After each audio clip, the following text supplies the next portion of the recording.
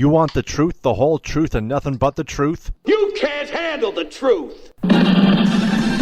Well, we're giving you the Michigan Sports Truth, the show that is honest, reveals the facts, truth, and statistics, and does not mess around. Follow me, Taylor Phillips, on Twitter at DT2Phillips. Email me at TaylorGatorPhillips14@yahoo.com. Follow Ed Smith on Twitter at EdSmith313, and go to our website at MichiganSportsTruth.com. Also like our Facebook page, The Michigan Sports Truth, and join our Facebook group, The Michigan Sports Truth on Spreaker. The Michigan Sports Truth podcast on Spreaker is also available on iHeartRadio and SoundCloud. Also a subsidiary of Sports Radio Detroit, thus available on iTunes and Podbean.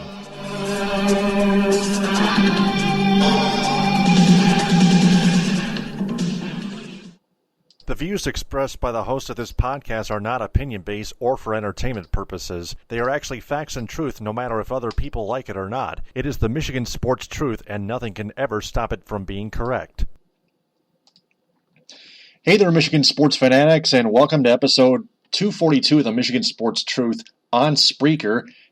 I'm Taylor Phillips with my co-host Ed Smith. He's really pissed off, and so am I. But thanks so much for being on here, Ed.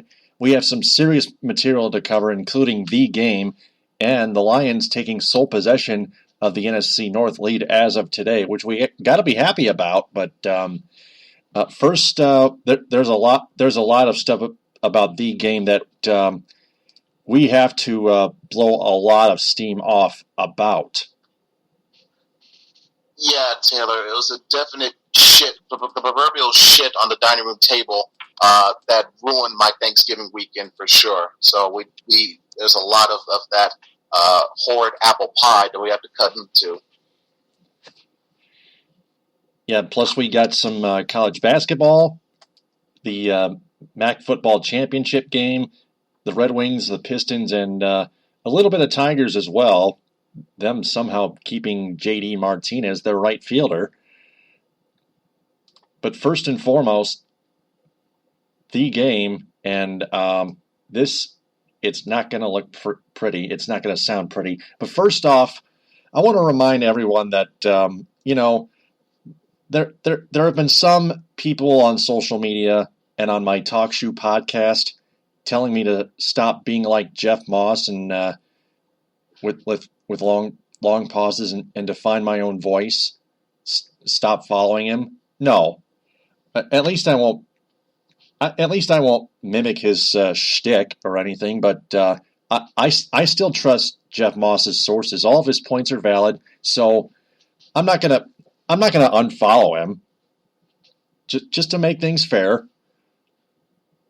I'm not gonna be soft on this team. I'm not gonna be lazy. This is the Michigan Sports Truth. It's hard hitting. It's more alert and detecting. That's what it's about. It contributes to the Detroit Sports Rag, founded by Jeff Moss, the creator and editor-in-chief of that organization. So whether you slaps like it or not, it's still going to contribute to the DSR, even if it's pretty much gone, at least temporarily. With that being said, let's dissect this big game, shall we? Oh, unfortunately, yes. Touchdown, Michigan! Well, the Wolverines had plenty of mistakes and horrible officiating as usual, usually against them. But it's the mistakes that caused the Wolverines to cough up the lead and be forced to play those two overtime periods in which Michigan clearly stopped quarterback J.T. Barrett and on 4th and 1, and the Big Ten referees actually gave OSU the first down by mistake. And what I mean by mistake, it means by big mistake, but I'll tell you one even better, Taylor. I'll tell you one even better, Taylor. Instead of big mistake, how about blatant fucking robbery? Yeah, like you mentioned in a Facebook message to me, yeah. It allowed Ohio State's running back Curtis Samuel to score the game-winning touchdown in double overtime to win when Michigan was up by 3, and that's actually the first time ever those two football teams ever went into an overtime period plus, by the way. But, Ed, I'll let you start off with all the kit and caboodle, so take it away. Well, essentially, Taylor, some of the drama and intrigue and the build-up leading up to this matchup was who was going to be Michigan's quarterback. We knew what of the situation regarding Wilton Spate and his, what was it, his shoulder, was it his collarbone, was it AC joint? We knew for sure it was this non-throwing shoulder. We just didn't know what was the severity and whether or not it would keep him out of the game, and whether or not Michigan will be forced to go back to the John O'Corn experiment, which didn't have a great first testing against Indiana the week before. So, but due to reports that were coming in throughout the week around sources in Ann Arbor, and of course sources from Jeff Moss, who you gotta be honest, he's got to take some credit for this. His source, reported. Yeah, his source reported to him early in the week that it started out low, but Spate's chances of looking to play went up higher and higher, up to the point where it would have taken, according to the source, it would have taken a bad bus accident from playing that game on Saturday. And you know what? He came back at no better time, because I think we'll get into what he did later on, but you cannot deny that the performance of Wilton Spate, especially in that first quarter, he went 7 of 9, I believe. He looked sharp. He looked on point, very precise. If anything, he looked even better than some of his players, because one of the drop pass, one of the incompletions that was on his stat sheet was actually due to a drop pass on a very catchable ball on a third down early by Jake Butt. It would have extended the drive and possibly given Spade more chances to throw the ball. Probably might have gotten Michigan an early touchdown and a great start to the game. But anyways, this was a defensive battle. I think you kind of had to expect this. We predicted this was going to be a defensive type of game. You were more on point with 17-16. I guess you can say you counted as it finished up in regulation. I was actually, and then of course I had the whole 23-20 score. So we were kind of got a little bit both of our end of the deals with our predictions of how the score would be. But I think it's clear to say for the majority of that game, I think almost all that game, Michigan's defense flat out outperformed Ohio State offensively, and definitely outperformed Ohio State's offense, because they got constant pressure. They got at J.T. Barrett early and often, hitting him, sacking him. Taco Charlton had a monster of a game. There was the defensive. I mentioned one of my keys to the game was the defensive line has to come up here and force the kind of pressure on Barrett and that OSU line the way Penn State was able to do when they upsetted them in Happy Valley. That's exactly what we saw there. They got at least 6, if not 8 or so sacks on Barrett before the game was said and done. Constant stops. It was tough early on to get them into the comfortable third down situations that Don Brown Stevens is used to, because OSU was doing good getting productive plays on first and second down. But once, I guess you could say, either adjustment was made or the players got used to the rhythm of how OSU was trying to work with their non-tempo, up-tempo, no-huddle offense. Eventually, those third and shorts became third and mediums, and then became third and longs. And of course, that's when Don Brown pinned up his ears and sicked the dogs loose, and it resulted in numerous sacks that Barrett was being levied with all day by that defensive line. I mentioned Charlton. I mentioned there's also Chris Wormley, who we'll get to with him a little bit later on.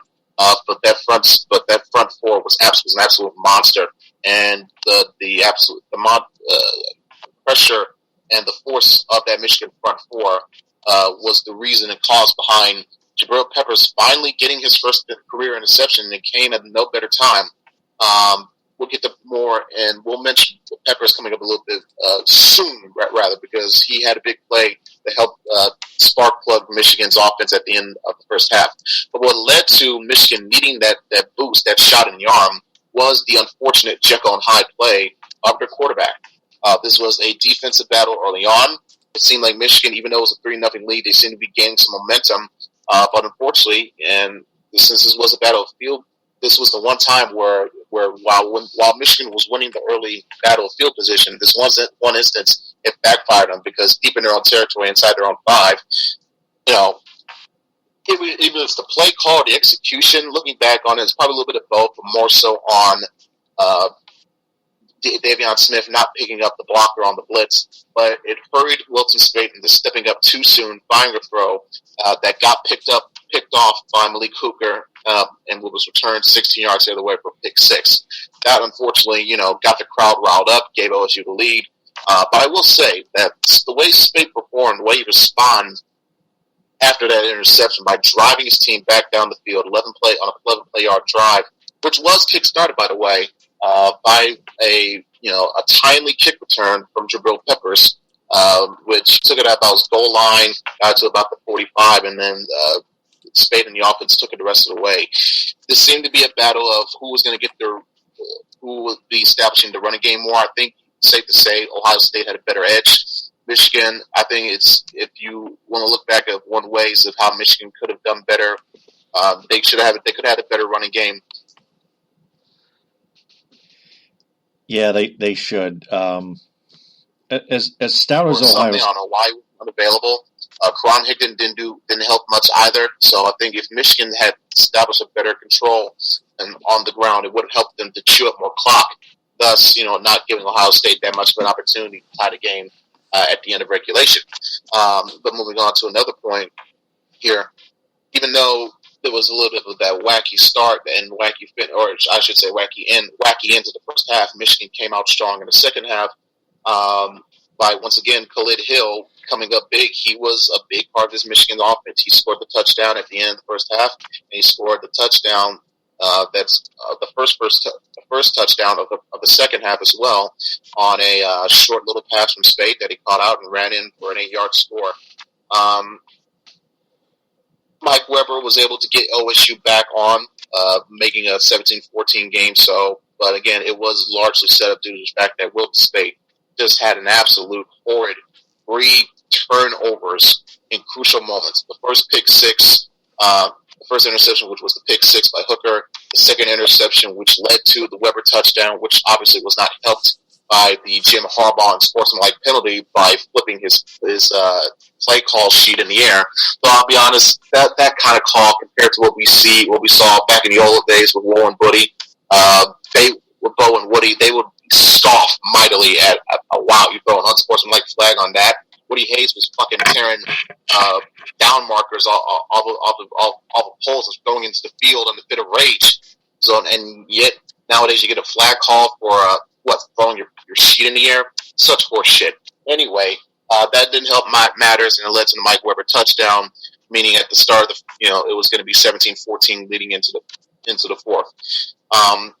This is a bad third quarter for Michigan. Period.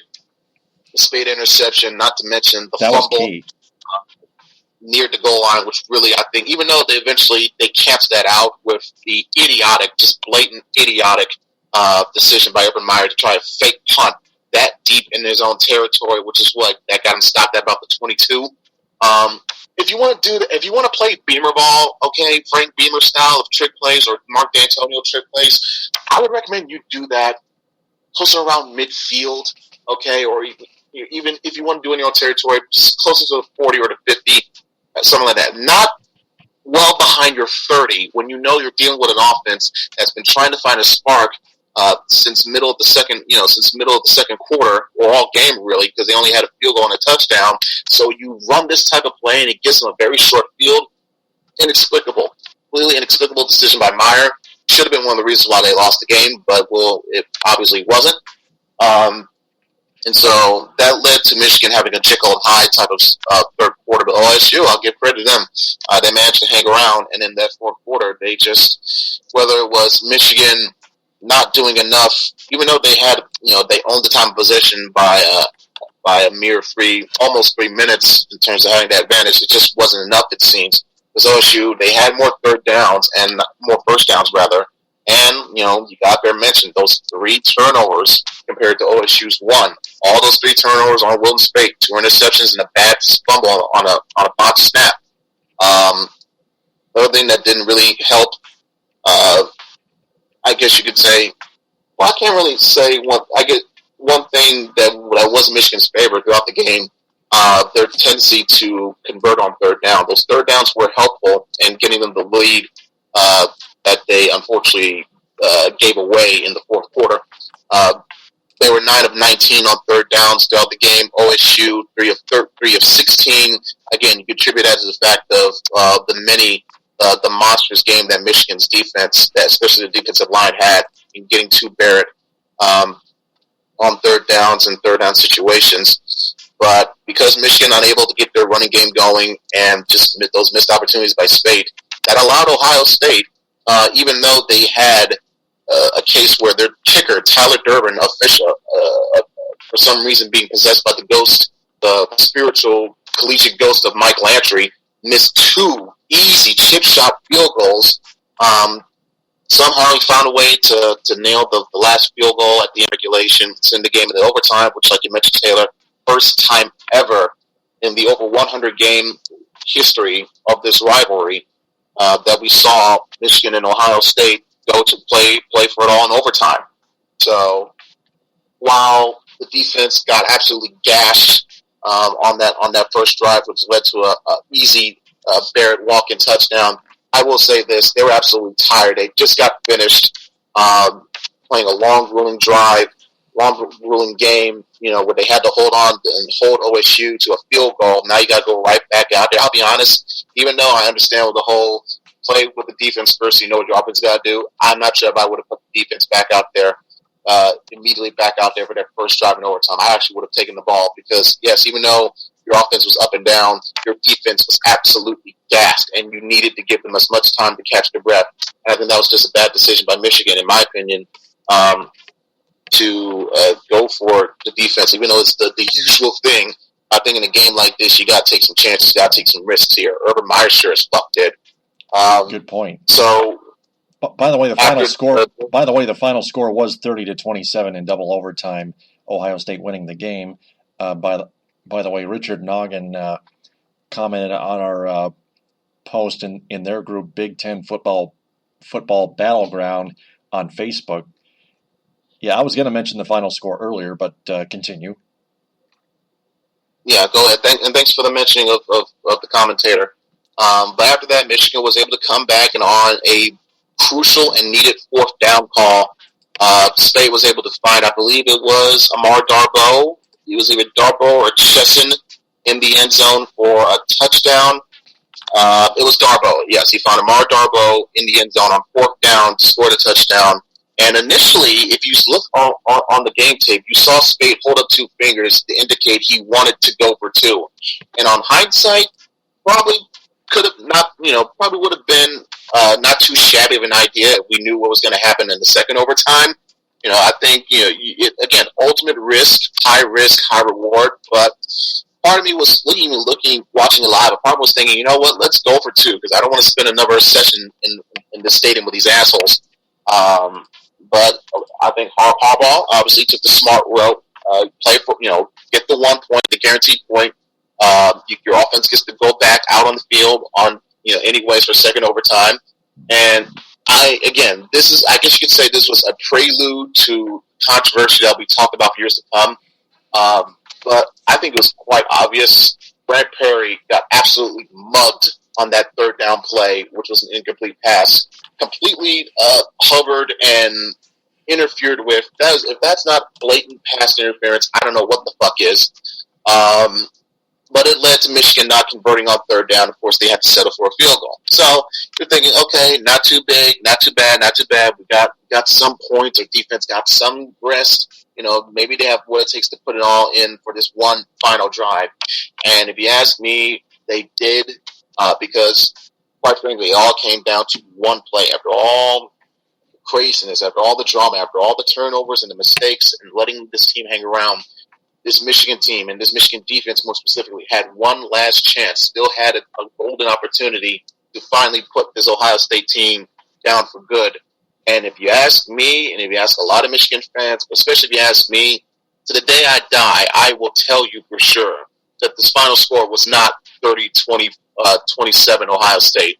This was 27-24 Michigan, because if you ask me, set up due to a collision contact tackle by Delano Hill, Chris Wormley made an absolute monster of a defensive stand with one fucking hand on the ground, by the way, at a weird angle, blocking, being an absolute literal wall to the 15-yard line. Even though the tight end for Ohio State, Benjamin, was giving some good leverage, it still wasn't enough because in pictures that I've showed you, Taylor, even a video that I showed you as well on from a tweet. I can't find the source of it at the moment, but it's a tweet. I'll probably retweet it again sometime or share it in the group later on. Mention my name at DT2Phillips. Mention my Twitter handle at DT2Phillips. You can also follow Ed Smith on Twitter at EdSmith313. Some photos are Photoshop. At least one of those photos was Photoshop due to the lines, the yard lines being shown as diagonally graphed. Yeah, but if you always got to remember, because they'll use those for TV. They'll let the viewer know what's going on. Those yellow lines are actually not really official.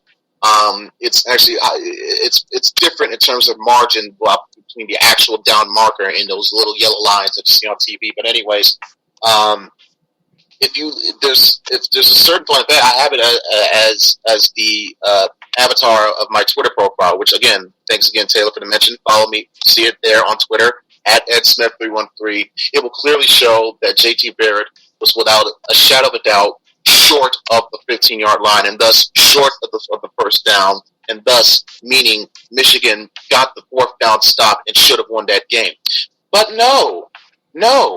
Even after a replay, they decided the referees, initially the ruling on the field was first down Ohio State.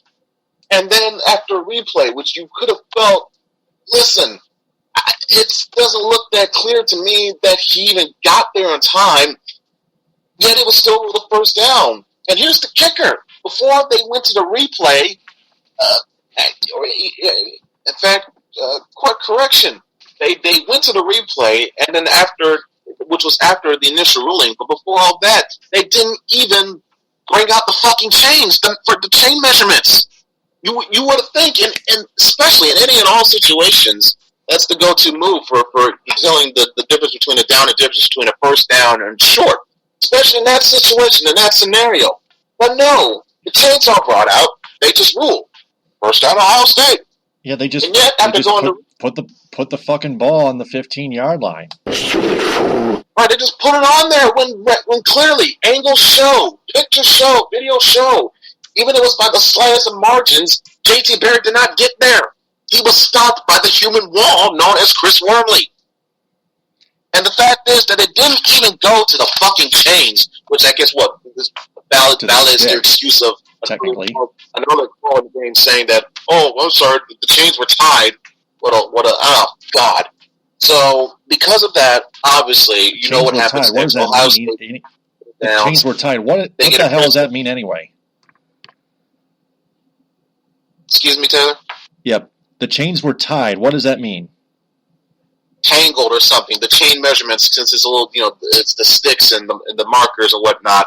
For some fucking reason early on in the game, the referees were called a delay because, and I quote, the chains were tangled. I guess you could say that was their early foreshadowing of what they were going to do, or rather what they were not going to do after that fourth down and double overtime. So anyways, Ohio State, they get a fresh set of downs. Very next play, Curtis Samuel gets the handoff, turns it upfield, touchdown, game over, Buckeyes win, misery commences. Damn it! I know people are going to want to blame Wilton Speight. Trust me, he had as great of a first quarter he did not have an overall great game. He was very Jekyll and Hyde. Those 3 turnovers did not hurt his cause. Including that one interception that led Ohio State back into the game to tie it and force those 2 overtimes, for God's sake. You are pathetic! Yeah, and some people... Had not done that, then none of this would have happened. Yeah, but I'm going to get to why it's not entirely his fault. Some people will want to blame Jim Harbaugh, saying, he made some questionable calls near the goal line, i.e. constantly going to Jabril Peppers on run attempts when clearly OSU knew what was coming. Jim Harbaugh takes some of the blame, too.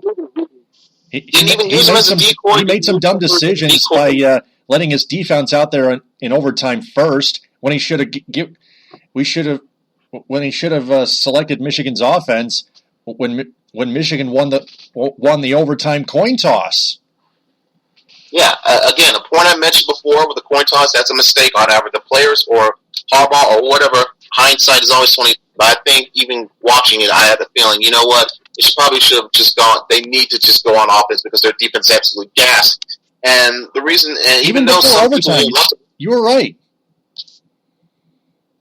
Even though some people want to blame the defense anyway, saying, they give 127, if anything, put some of that flag on the Michigan offense. You only had, 5 yards in that fourth quarter to Ohio State's 120 plus. They needed to move yards. They needed to get first downs. They needed to chew up clock. They did not. Thus, it forced their defense to stay on the field way longer than they should have. And it just left them absolutely exhausted and have nothing left for overtime, which as you saw in that touchdown run by Barrett. But even still, I will say this. Even despite all that, they had a chance to put the game away and say what you want. So say, it's in the rule books, it's official. Not in my eyes. That defense, despite the faults that they had, they pulled it together for one last play. They put everything they had into that final play. Delano Hill with the contact, Chris Wormley with the stand. That should have been ruled a fourth down stop, not a first down. The refs didn't even bring out the change. Because pressure from the home crowd is not the first time we've seen that, i.e. Mike Lantry's kick in 1974 ruled a miss, even though I think video shows it clearly went through the uprights. Even still, no, we don't want to incite a mob here at this madhouse of a stadium. Bunch of fuck nuts they are. And so all they those should be factors fired. lead into once again, as much as I hate to fucking say it, Ohio State wins over Michigan. This is now their 14th victory or over the last 16 years or whatever. And It still continues the streak. Michigan has not won a game in Columbus since the year 2000, which was Tom Brady's senior year. So disheartening, to say the least. Soul crushing, absolutely.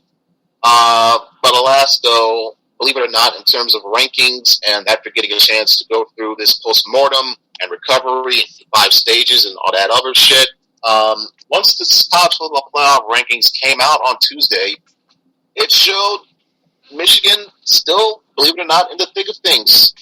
They only fell to the 5th spot, which leaves them as the first team on the outside looking in. Alabama, of course, and Ohio State, of course, remain your top 2 teams. Clemson jumps to 3. Washington goes up to 4. And right behind Michigan are at 6 and 7 are the 2 teams playing for the Big Ten Championship this weekend in Wisconsin and Penn State.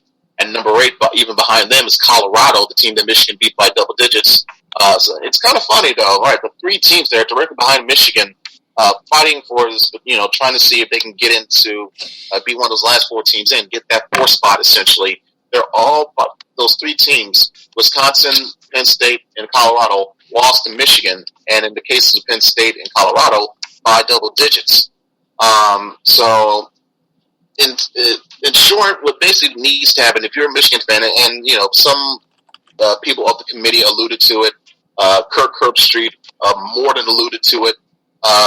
If you read between the lines and recognize that the committee so badly, I think taking consideration the fact that bad ratings from last year didn't help with the fact that it was on New Year's Eve when people are not watching TV at home. If they are watching TV, they're watching the ball clock down, or they're out celebrating the New Year with someone or somebody's. And of course, the matchup, the absolute stinker that was Alabama versus Michigan State. Committee realizing this, they know. Listen, we need to do something, and luckily, due to how well Michigan played this year, it puts them in a spot where, listen, we got to have this team in one of these 6 bowls. Even if it needs to be in the playoff itself, we got to have them close to it as possible. That's one reason why they're at 5. Another reason, there's the resume. Again, those wins over Colorado and Penn State and Wisconsin are very crucial because it recognizes and represents the 3 top 10 wins that Michigan has in this field of the 25 college football playoff teams. So that helps boost their case and their case for trying to get in, even though they have 2 losses and even though they didn't win their division and even get a chance to play for the conference title. But then again, Ohio State is in the top is well in the top two. The most likely, even though they won't play another regular season game, or play for the championship game, they'll probably still be safe because of how high they rank and because they're Ohio State. The committee is going to want to bring in ratings. So what better way to do it to have Ohio State and Michigan there? And this was an interesting photo that I found on Twitter. I'll share it share it in the group a little bit later. But it ranks in terms of CPI rank. These are the top 6 teams according to CPI, not official, CFP or AP or coaches or any of that shit. These are CPI rankings, adjusted metric ratings. It has Alabama 1, Clemson 2, Ohio State 3, Washington 4, Western Michigan roll the boat at 5 and at 12-0. I think that's just good respect to Western's record, being the only undefeated team besides Bama, and then Michigan at 6, which again, because they're I guess the highest ranked team, the best team with 2 losses, that warrants their ranking at 6. But an interesting note here in terms of strength of schedule ranking. Michigan currently, according to this photo, they have the 17th best strength of schedule, whereas Washington, the team ahead of them, has 63 ranked. That's a rank of 63. Opponent win percentage for Michigan near 600 with .594. Washington's, this is startlingly low compared to Michigan, 525. Yikes! So again, that really builds up to the pressure of what some, if not most, committee members are thinking of. Hey, if Washington happens to lose this week, lose the Pac-12 championship, who's to say we can't put Michigan back in there? And how about this? There's a chance that we could have both, even if Penn State or Wisconsin win the Big Ten championship. There's a case, especially in the case of Penn State, they may not get into the playoff at all, and they would have been a Power 5 conference champion by winning the Big Ten title. But because of the fact that even, not just that they have 2 losses, but the team that they're trying to leapfrog, Michigan, smoked their asses 49-10 earlier this year, does not help their case. Wisconsin has a better chance, though, because they're right behind Michigan at 6. They could leapfrog them to 4 because Michigan's not playing, and that the looming possibility of the Washington losing to Colorado. And the fact they can say, hey, we have a Big Ten championship, and we played Ohio State and Michigan close, and those are our only 2 losses of the year. That, I think, would give Wisconsin a better case to be in the playoff instead of Michigan. So really what needs to happen, if you want to sleep soundly on Saturday night if you're a Michigan fan, not only do you need Washington to lose, I think you need a little bit more help than that. I think you need Penn State to beat Wisconsin, probably either an ugly game, a low-scoring game, whatever. It cannot be a convincing win. And believe it or not, you need a trifecta. I think you need Virginia Tech somehow beat Clemson in the ACC title game. Now, obviously, if Bama somehow loses to Florida in the ACC title game, fuck everything else and throw all your papers out the window. But even so, I think Bama still gets in. Come on, they're fucking Bama. They always get in. So if you're Michigan, those are my rooting guides. Root for Virginia Tech to beat Clemson, root for Colorado to beat Washington, and root for Penn State to beat Wisconsin. Now you're thinking, I think out of all of those that could be the most difficult, I think it's safe to say would be Clemson, but then again, they lost to Pitt, and they should have lost to NC State if it wasn't for a missed field goal. So, I'm not actually ruling out them losing to Virginia Tech. It will be a long shot, but stranger things have happened. Obviously, if this year alone hasn't told you within the realms of both sports and real life. Washington, I think, Colorado, they have absolutely, I think that Michigan loss was the best thing that ever happened to them, believe it or not, because they then went out, smoked Oregon on the road in Autzen, and then never looked back. And now they're at a spot where, hey, even though they may not get in the playoff, they can still, go to the Rose Bowl with a Pac-12 title. That's not a bad year for those Buffs to Colorado. And for Penn State, again, like I mentioned, because of that 49-10 loss to Michigan, I think that will weigh in the committee's minds. Even if they beat Wisconsin, I'm not sure if that will be enough for them to leapfrog Michigan either. Because there are 2 spots, and so them going from 2 to making a +3 jump in one game. unless something absolutely weird happens. I just don't see that happening, and that's even including the potential Clemson and or Washington losses that were to happen if it happened. So that's what it comes down to. Root for Virginia Tech, root for Colorado, root for Penn State. But if not, if that doesn't work out, then most likely Michigan will still get into a New Year's Six bowl anyway. Depends on how the Big Ten championship will go. If the Big Ten champion gets in and Ohio State stays in the 4 as well, even though Michigan will be outside looking in, most likely that means they'll probably get an invitation to the Rose Bowl. The committee, the Rose Bowl committee, they will make that decision in that instance. Most likely they would pick Michigan because Michigan hasn't been there in a decade. It's the Block M, it's an approved team, it's Harbaugh, it's ratings, it's money, it's what makes sense. But if they don't get the Rose Bowl, I could actually see an Orange Bowl in their favor, in their horizon as well. So it's not where we want to be, and not where we think we should be. But I guess you could say it's a little bit of a case of life after death, where you can have a second chance, somehow find a way, get a shot at redemption, or you get another chance to take out your anger and aggression on missing out on what you should have done against Ohio State by beating the crap out of an inferior team in the Rose Bowl or the Orange Bowl. Well, if they still miss out on the college football playoff and end up with any New Year's Six bowl game, which again does not lead to a national championship game, a college football playoff semifinal game or seed or whatever, then it just doesn't matter at all.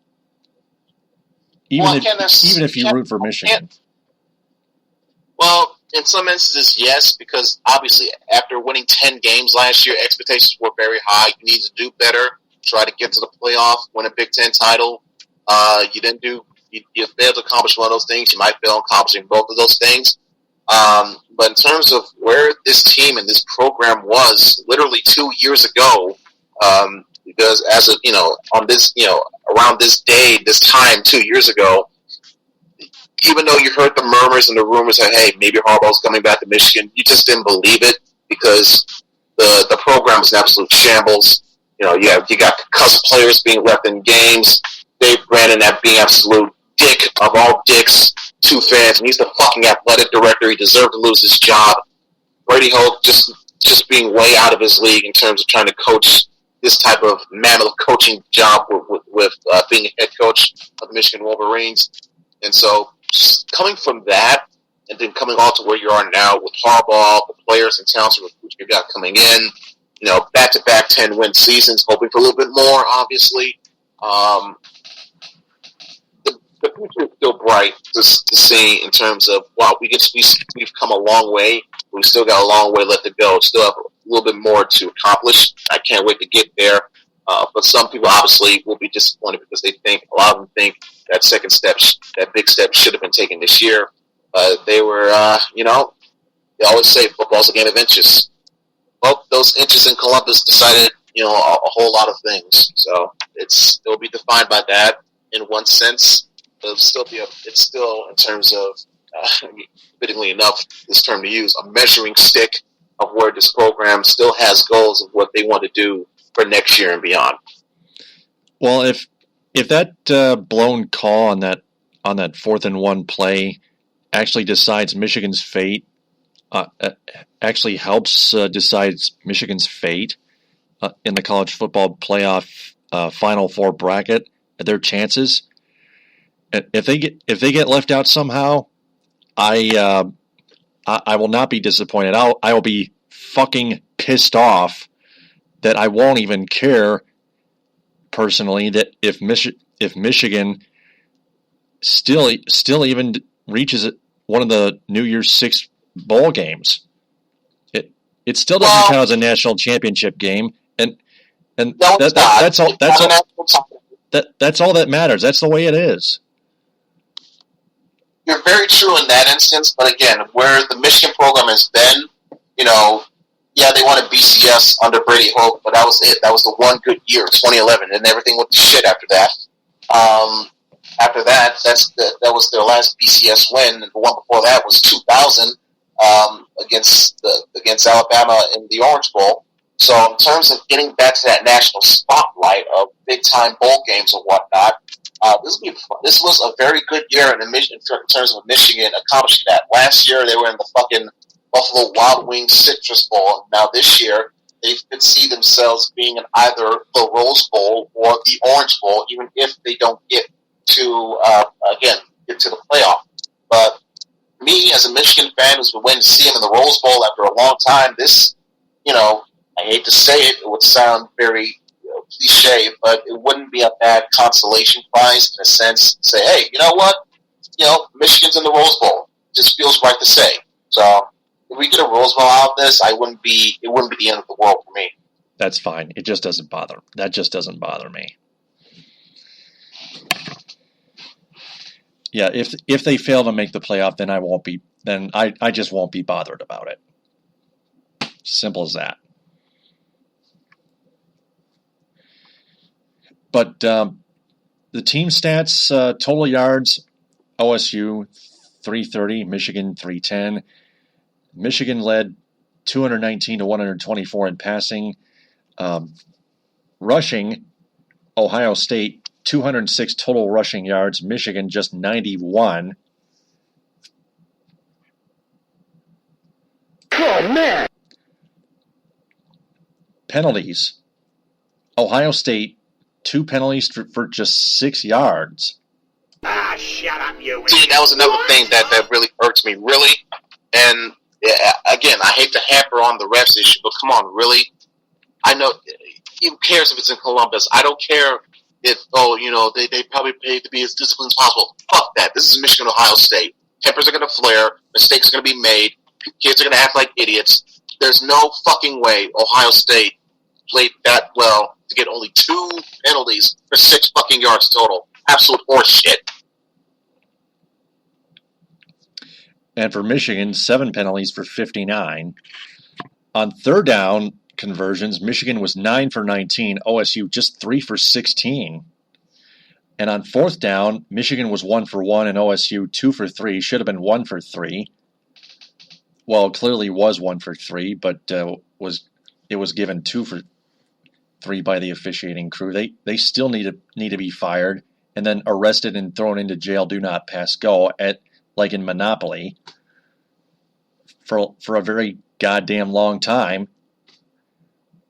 3 turnovers by the Wolverines, including that 1 key interception by Wilton Spate, and 1 by the Buckeyes on downs.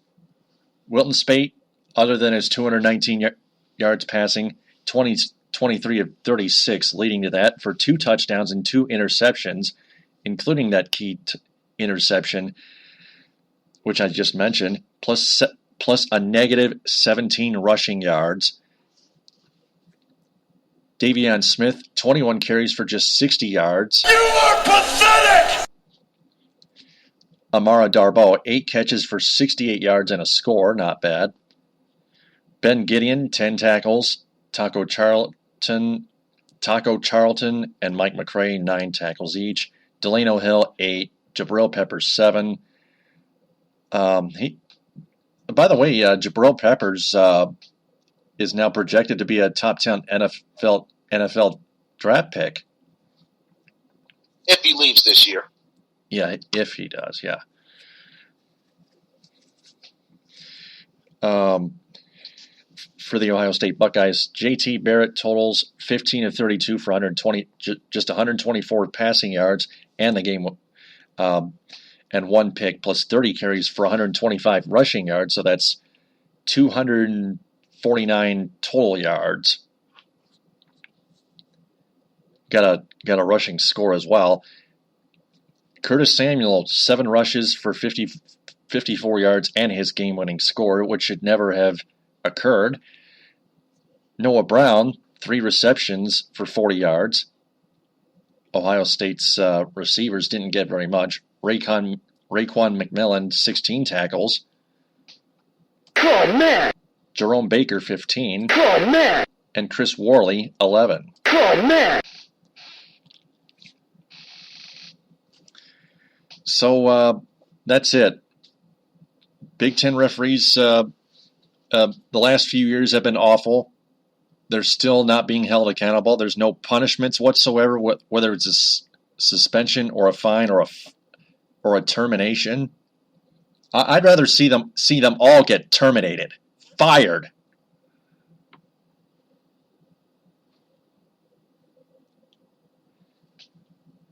That's it. That's all I ask for. Whatever the case may be, most Michigan fans may be homers, which will only annoy us. We're the Michigan Sports Truth. We are not homers. We're not slappies. We're not dumbasses. We are smarter, hard-hitting, and more analytical. And we are thicker skinned than that.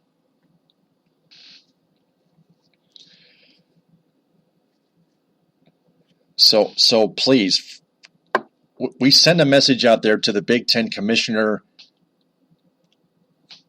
Jim Delaney, and see if he takes at least some kind of action about this, about what an extremely poor job the football officials have done over the last few years, especially this year.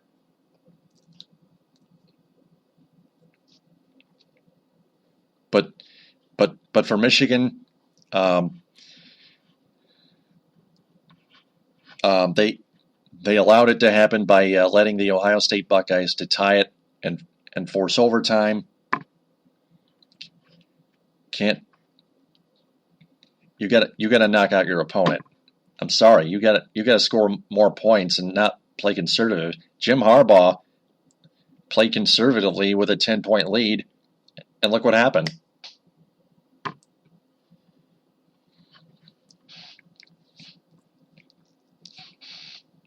Not saying Jim Harbaugh should be fired. He's still a good coach, but a great coach, in fact. But he's got to be a smarter coach than that. He's got to be more aggressive of a coach than that, especially in that type of situation where he's up by 10, hanging on the ball with a few minutes left in the fourth quarter. But you have got to bury your opponent. It was just an unfortunate repeat what happened at Iowa, only on a much grander scale. Yeah, same thing. Harbaugh played conservatively in that game too. Played conservatively in both games. They lost both of them when they should have knocked them out. Conveniently enough, both featured questionable referee decisions. How about that? Yeah, them too. Combine them together, you get a total knockout punch right in the end. So, with that being said, it's time to transition to Michigan basketball. For three, yes, sir. John Beeline's crew won 64-47 over Mount St. Mary's at Chrysler Center on Saturday afternoon, or Saturday night, rather. Then earlier Wednesday night, they coughed up a lead and lost 73-70 to the Virginia Tech Hokies. Both teams were 5-1 going into that game. The Hokies shot 52.2% from the floor and 42.9% from behind the arc, and that can't be allowed.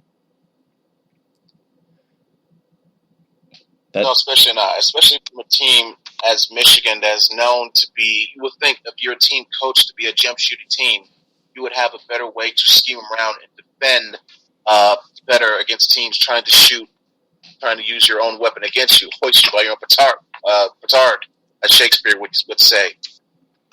Over 50% field goal percentage and over 40% allowed in terms of three-pointers, completely unacceptable, as you said.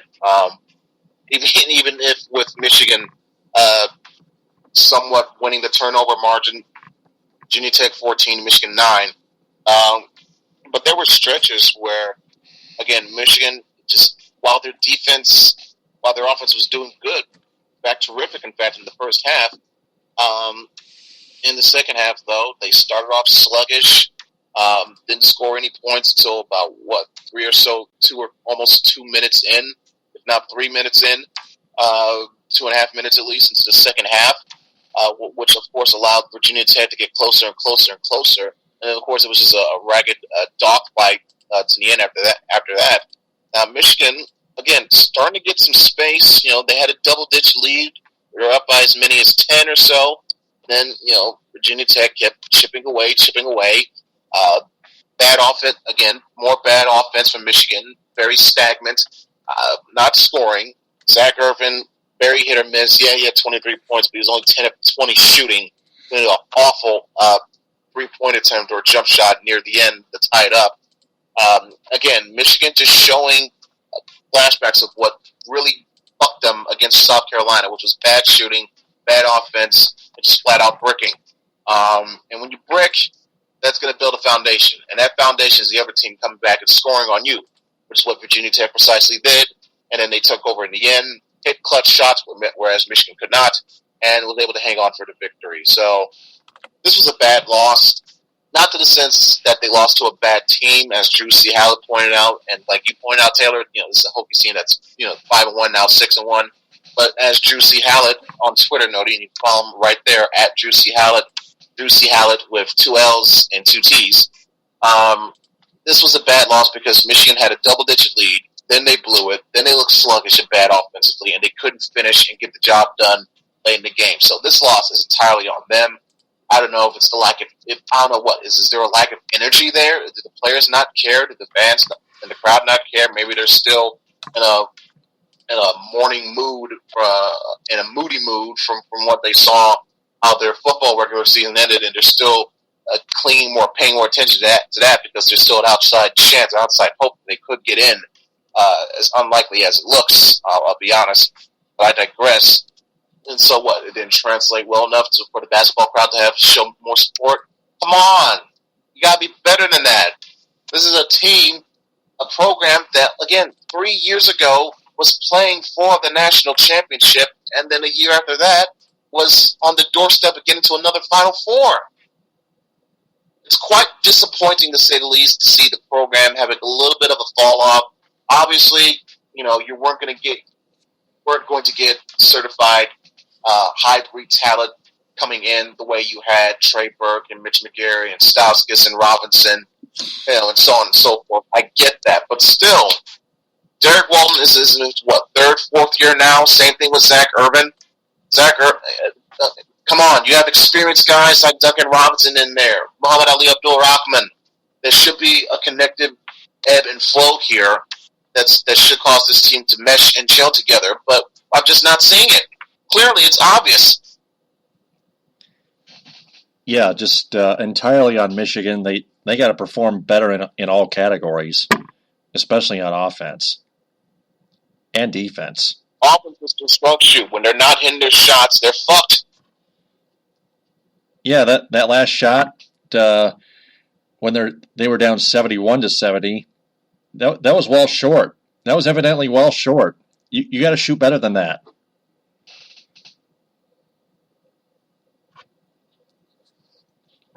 But more importantly, you got to play tighter defense and you can't let Virginia Tech crawl back into the game and win over you. No, especially on your home floor. Yeah. A double-digit lead like that should not be blown on a home floor. On the road, it's you could find a reason for that, but not at home. That's inexcusable. Yeah, that is disgraceful. You are pathetic! So their upcoming schedule is Saturday at 1, home against Kennesaw State, then home against Texas on Tuesday at 9 on ESPN. That's a big matchup. That's a marquee matchup we'll be looking forward to. The Longhorns. Yeah, and it's looking like a case where, I could see them easily beating Kennesaw and then going out and losing to Texas, because this is a team that will beat up on the weaker teams on their schedule. But when in terms of facing adequate teams or teams close to their level, if not, if it's not slightly below, they're right at it. They're just going to have a problem struggling to put away, and then again that lack of killer instinct, it seems, will hurt them in the end, and they'll just keep losing these type of games. God help them once they get to the conference schedule. Yep. Right now, the Wolverines are 5-2 overall. No Big Ten conference record yet. That conference season starts in the beginning of January. Now we're done covering Michigan Wolverines sports. Now to the Michigan State Spartans. Touchdown, MSU! They didn't score any touchdowns at the Happy Valley. They got blown out 45-12 by the Nittany Lions. Lord. You are pathetic! And they only kicked four field goals. They dropped to 3-9 and 1-9 in the Big Ten. Just Not to mention, no contest in any category.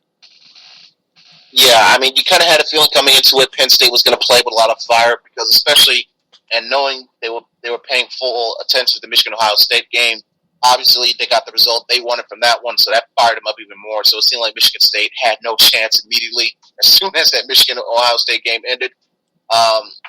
This was just a merciful end, and it needed to be done in the way that was needed. Just put these bastards out of their misery, bludgeon them to death.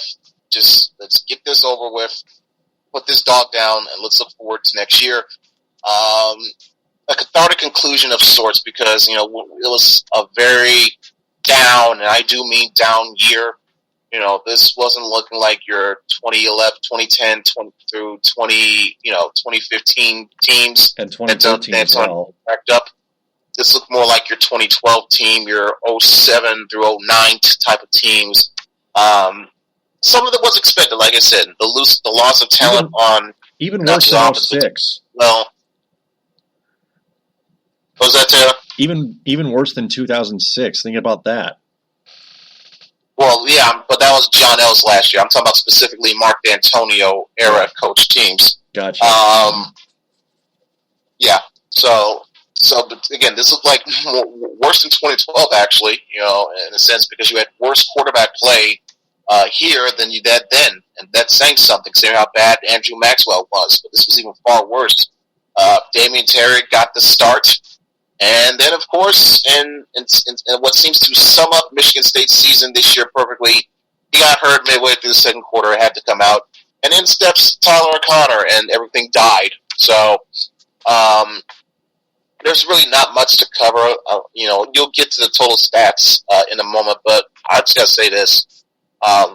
Michigan State, they seem to be hanging on 12-10, and then something clicked in Penn State. And they really attacked Michigan State's horrid secondary. Just bomb after bomb after bomb. Tyler McSorley looking like fucking Joe Montana out there. He had 4 touchdown passes, over 300 yards on over 16 yards per completed pass on average. That is disgusting to look at. If I'm a guy who I like my offense as good as anybody, but if I'm at my core, I'm a defensive guy. See that stat? 16.1 yards per completed pass. Oh my God, I want to throw up just looking at it. So, of course, Michigan State didn't do themselves any favors as well by fumbling the ball, getting a turnover, but that wasn't going to help matters. They were an inferior team anyway coming into this. You could say, they won the time possession by 9 minutes. But yeah, that's because Penn State, since they got the ball, they scored again and give it right back to you. And all Michigan State could do was just make long drives and kick field goals, and that was it. So that only explains the possession. What you really be paying attention to is, the total yards of what Penn State was able to muster up. Michigan State only got close to 350, whereas ESU got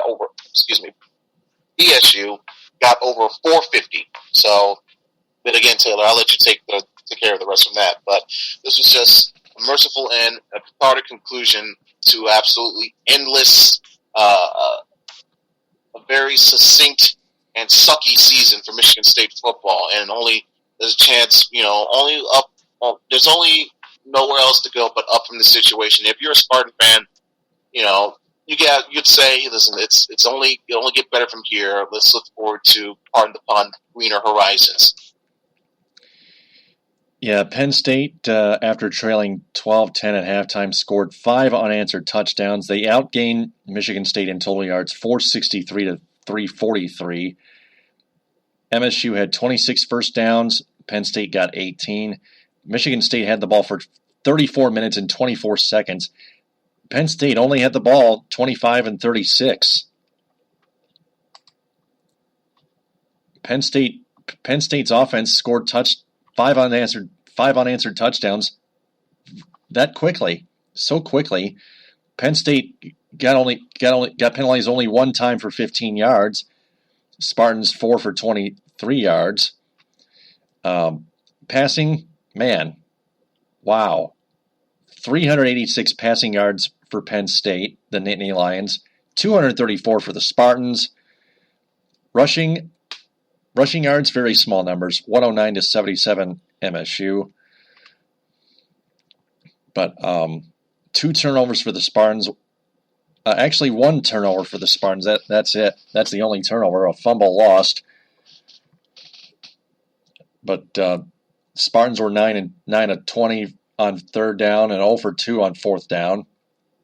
Penn State was only 4 of 10 on third down. They didn't get any fourth down conversion chances.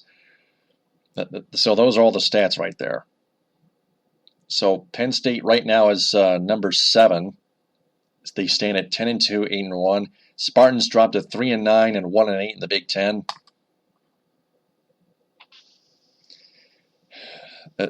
Penn State moves on to play the Wisconsin Badgers this Saturday in Indianapolis at 8 o'clock.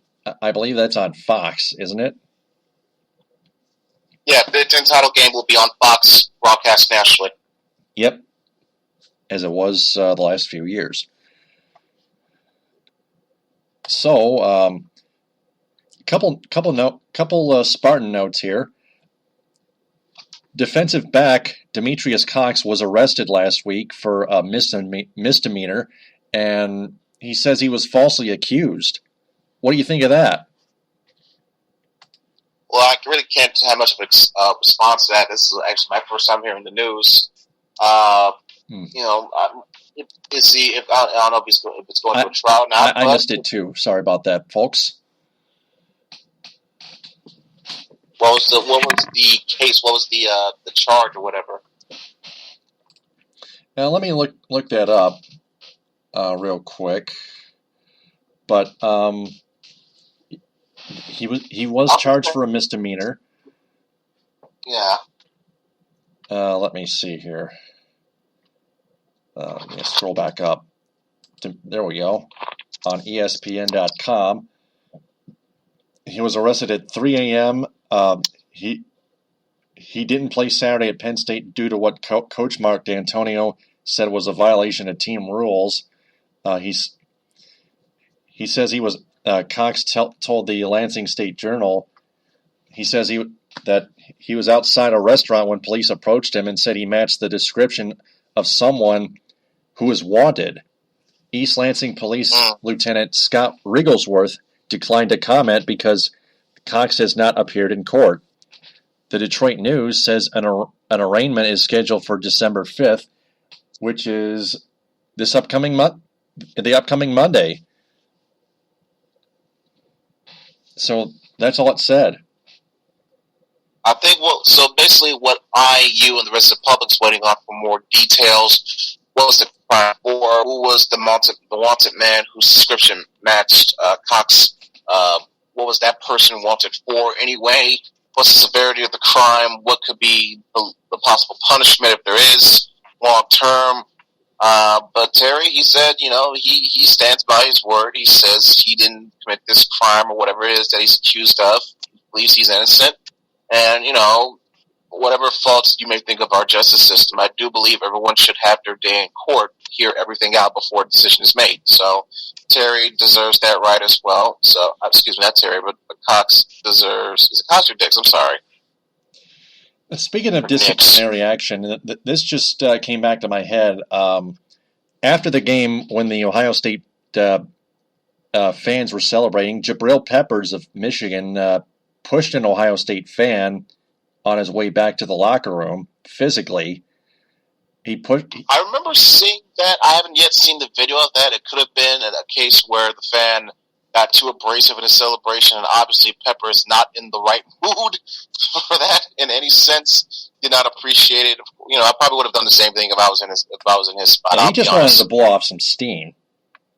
Clearly, yeah, obviously. I mean, but it was out of line. He should not have done it, but I don't really blame him in that situation. It's not like he punched him and put his eye out or something.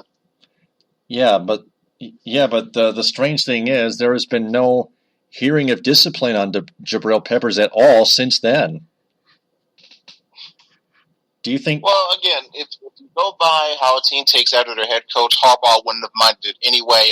Like I said, as long as he didn't punch the fan or give him a black eye or anything or caused severe harm or injury to him, it's not that bad. I mean, for goodness sakes, Jim Harbaugh once clapped Jim Schwartz on the back, and that almost started a near scuffle. So, again, I consider it to be as close to it. And besides, it's the nature of this rivalry, so stuff like that is expected from time to time. But this issue with the Michigan State player, I think, he's owed his due day in court. And let's just hear out all the facts before we make a decision, especially on a case as murky as this. All right, back to Michigan State football. The Spartans are now. Well, let me read the news first. Notre Dame Fighting Irish football quarterback Malik Zaire was granted his release, and now there are 4 teams, including the Michigan State Spartans, making a run for him. That also includes the Washington Huskies.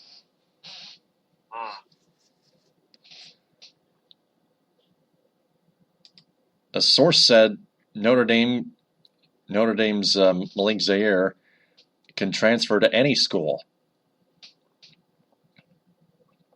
He is on track to graduate and will be eligible immediately next season at whichever school he chooses. He's looking at Florida, Michigan State, Pitt, and Wisconsin. Not Washington, but Wisconsin. Another source told Fortuna.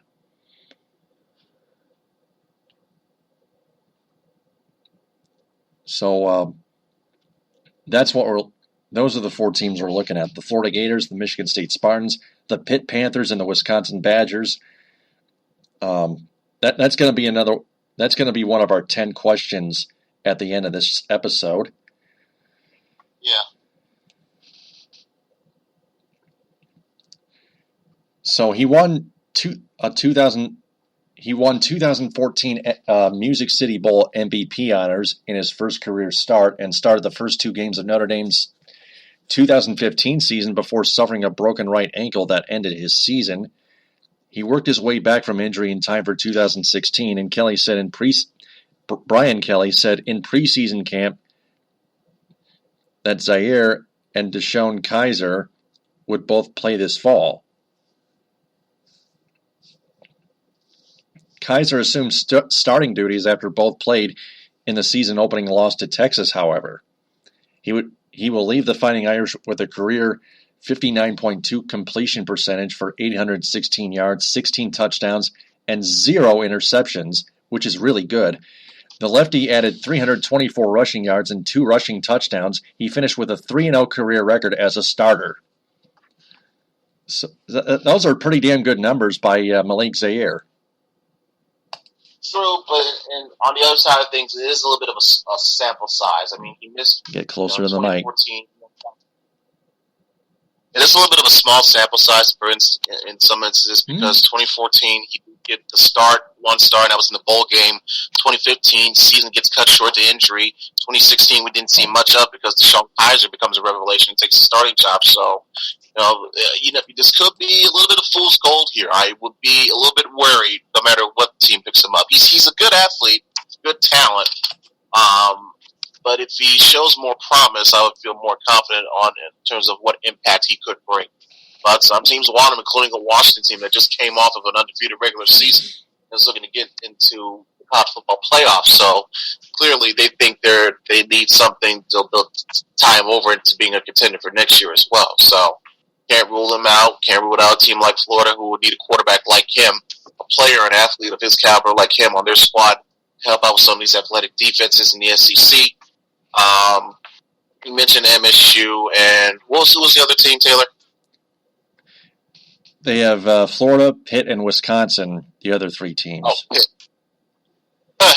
Interesting. I guess, not sure. Pitt seems an odd choice. I don't know, maybe if it's near his hometown or whatever. But anyway, Michigan State, they got a little bit of a hurdle for themselves in terms of getting him. But if they were to get him, I told you in the Facebook chat private message, this team probably should set its goal at no less than 8 wins for next year alone, just on the fact that they got Malik Zaire.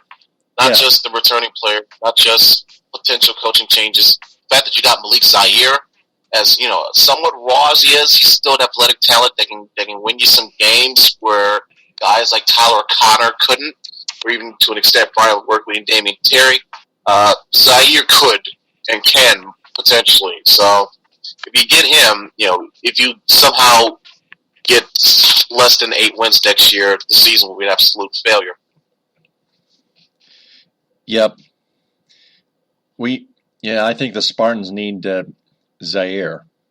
That could be a kick, because that could be a kick start to their 2017 season. That could get their program going again. Yeah, the program just had a slight pit stop, I guess you could say, a slight pothole that they ran through. That was a big pothole. 3-9, man. Yeah, massive pothole. So getting a player like Zaire or getting back on the road quickly and much more improved with a fixed wheel. Yep. Well, speaking of Michigan State, their basketball team Valentine for the win! barely beat Wichita State 77-72 last Sunday. Then they went to Duke and fought a very good fight with the Blue Devils. In fact, it was tied 35 apiece at halftime, but Duke pulled away a little bit and won 78-69. But but in that game there is a sign of improvement from the Spartans and Tom Izzo. But yeah, they showed a little bit more. Still, they need to clean some things up. Still improvement though. Yeah, definitely the showing. Yeah, improvement is one source of key. There's a little bit of fight we saw them that we haven't seen in quite a while.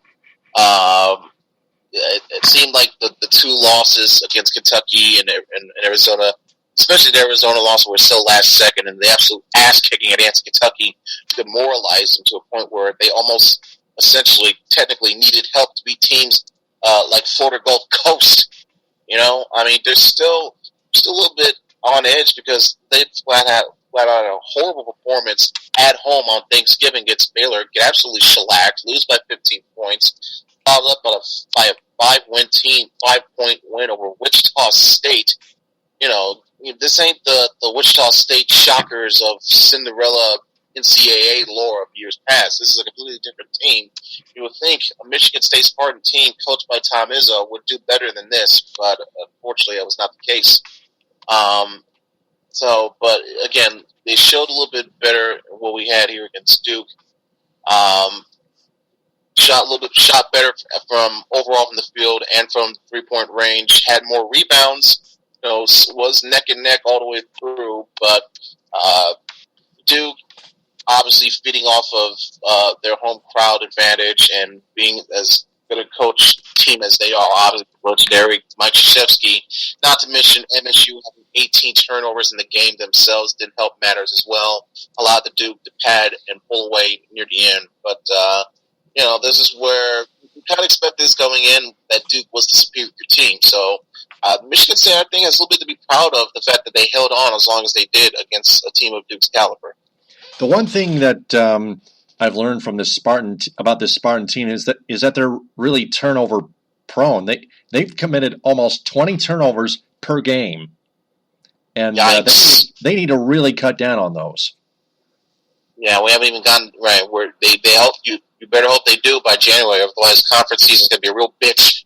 Another thing they need to improve on, I guess you could say, is their shooting percentage. Yeah, that would be a good help as well. I mean, I can't. In this game, they were fine because, like I said, they were +4 over Duke. Almost shot 50% from the field, but they need to be more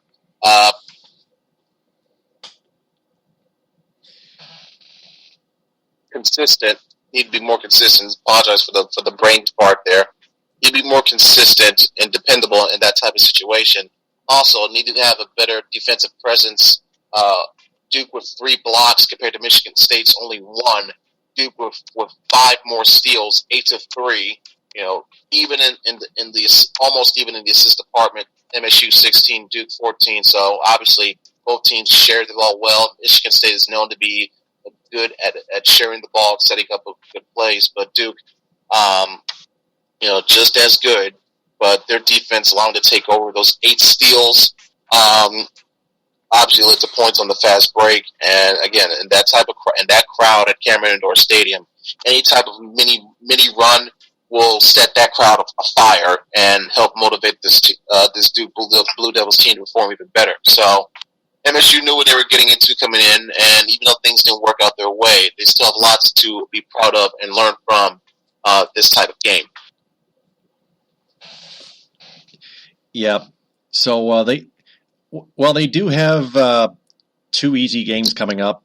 Saturday at 4:30 on BTN at home against Oral Roberts, and then they got Youngstown State at the Breslin Center Tuesday at 7 on ESPNU. So they should beat those 2 teams. They should clobber them. But they got, except their turnovers are going to continue to kill them if they don't cut down on them. Yeah, but against teams like Oral Roberts, Youngstown State, Tennessee Tech, Northeastern, it won't scare you. Now, granted, you got a game coming up against Oakland on the 21st. That'll be your last game before conference season starts. I wouldn't be too confident in my chances there because Oakland, on any good night, could give you a good run for its money. And like you said, MSU with their turnovers. If they keep turning the ball over, that could make that game look very interesting. Yep. So MSU still is at 4-4. That's it for the Big Ten roundup. Now for my MAC roundup, except my Central Michigan Chippewas football team is not playing, and they haven't been selected a bowl bid yet. They are bowl eligible though. Touchdown, Central Michigan! There's just an issue of just weeding out through the conference title game so we can officially set everything for the bowl games. Yeah, they're just 6-6 for right now. But they'll get something. Probably get the Pizza Bowl in downtown. Little Caesars, yeah, at Ford Field, or the Quick Lane Bowl actually. Yeah, it used to be called the Little Caesars Bowl, but now it's the Quick Lane Bowl. I'll still see it as the Pizza Bowl. No one will tell me otherwise. Yeah. Oh, yeah. Okay.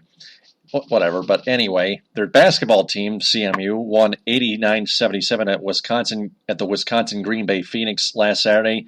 Then they beat the William and Mary Tribe at McGurk Arena 91-81. Marcus Keene, 36 points in that game. I love it. That's what I like to see. That guy's got to keep it up. The others, like Josh Kaczynski and Blake Hibbett. Blake Hibbett's off the bench, and David DeLeo off the bench, and forgot those other. Yeah, Braylon Rayson. They got to step up. It's because they're going to play Arkansas Pine Bluff at McGurk Arena Saturday at 4:30, and then the rematch at McGurk against the Phoenix of Wisconsin Green Bay Tuesday at 7. That's gonna be on the Chippewa Sports Network from IMG with Don Shido. But speaking of MAC football, the Eastern Michigan Eagles, who are 7-5, they have been invited to play in the Popeyes Bahamas Bowl on December 23rd. That's on a Friday against Old against the Old Dominion Monarchs at 1 p.m. on ESPN. So good luck to the Eastern Michigan Eagles football team there. Their basketball team won 94-77 over the Nebraska Omaha Mavericks at home. And then they crushed the Detroit Mercy Titans on the road 87-61. Oh, man. Their only upcoming game this upcoming week is on Sunday at 2 at home in Ypsilanti against Siena Heights. Now for the Western Michigan Broncos football team, who has already finished 12-0. They got the MAC championship football game at Ford Field coming up, of course. That's this Saturday, I believe at 7 on ESPN. Against the 8-4 overall and 6-2 in the Mid-American Conference Ohio Bobcats. ESPN2, by the way. ESPN2, thank you. But it is at 7 o'clock on Saturday, right? Correct. Yep. Actually, Friday.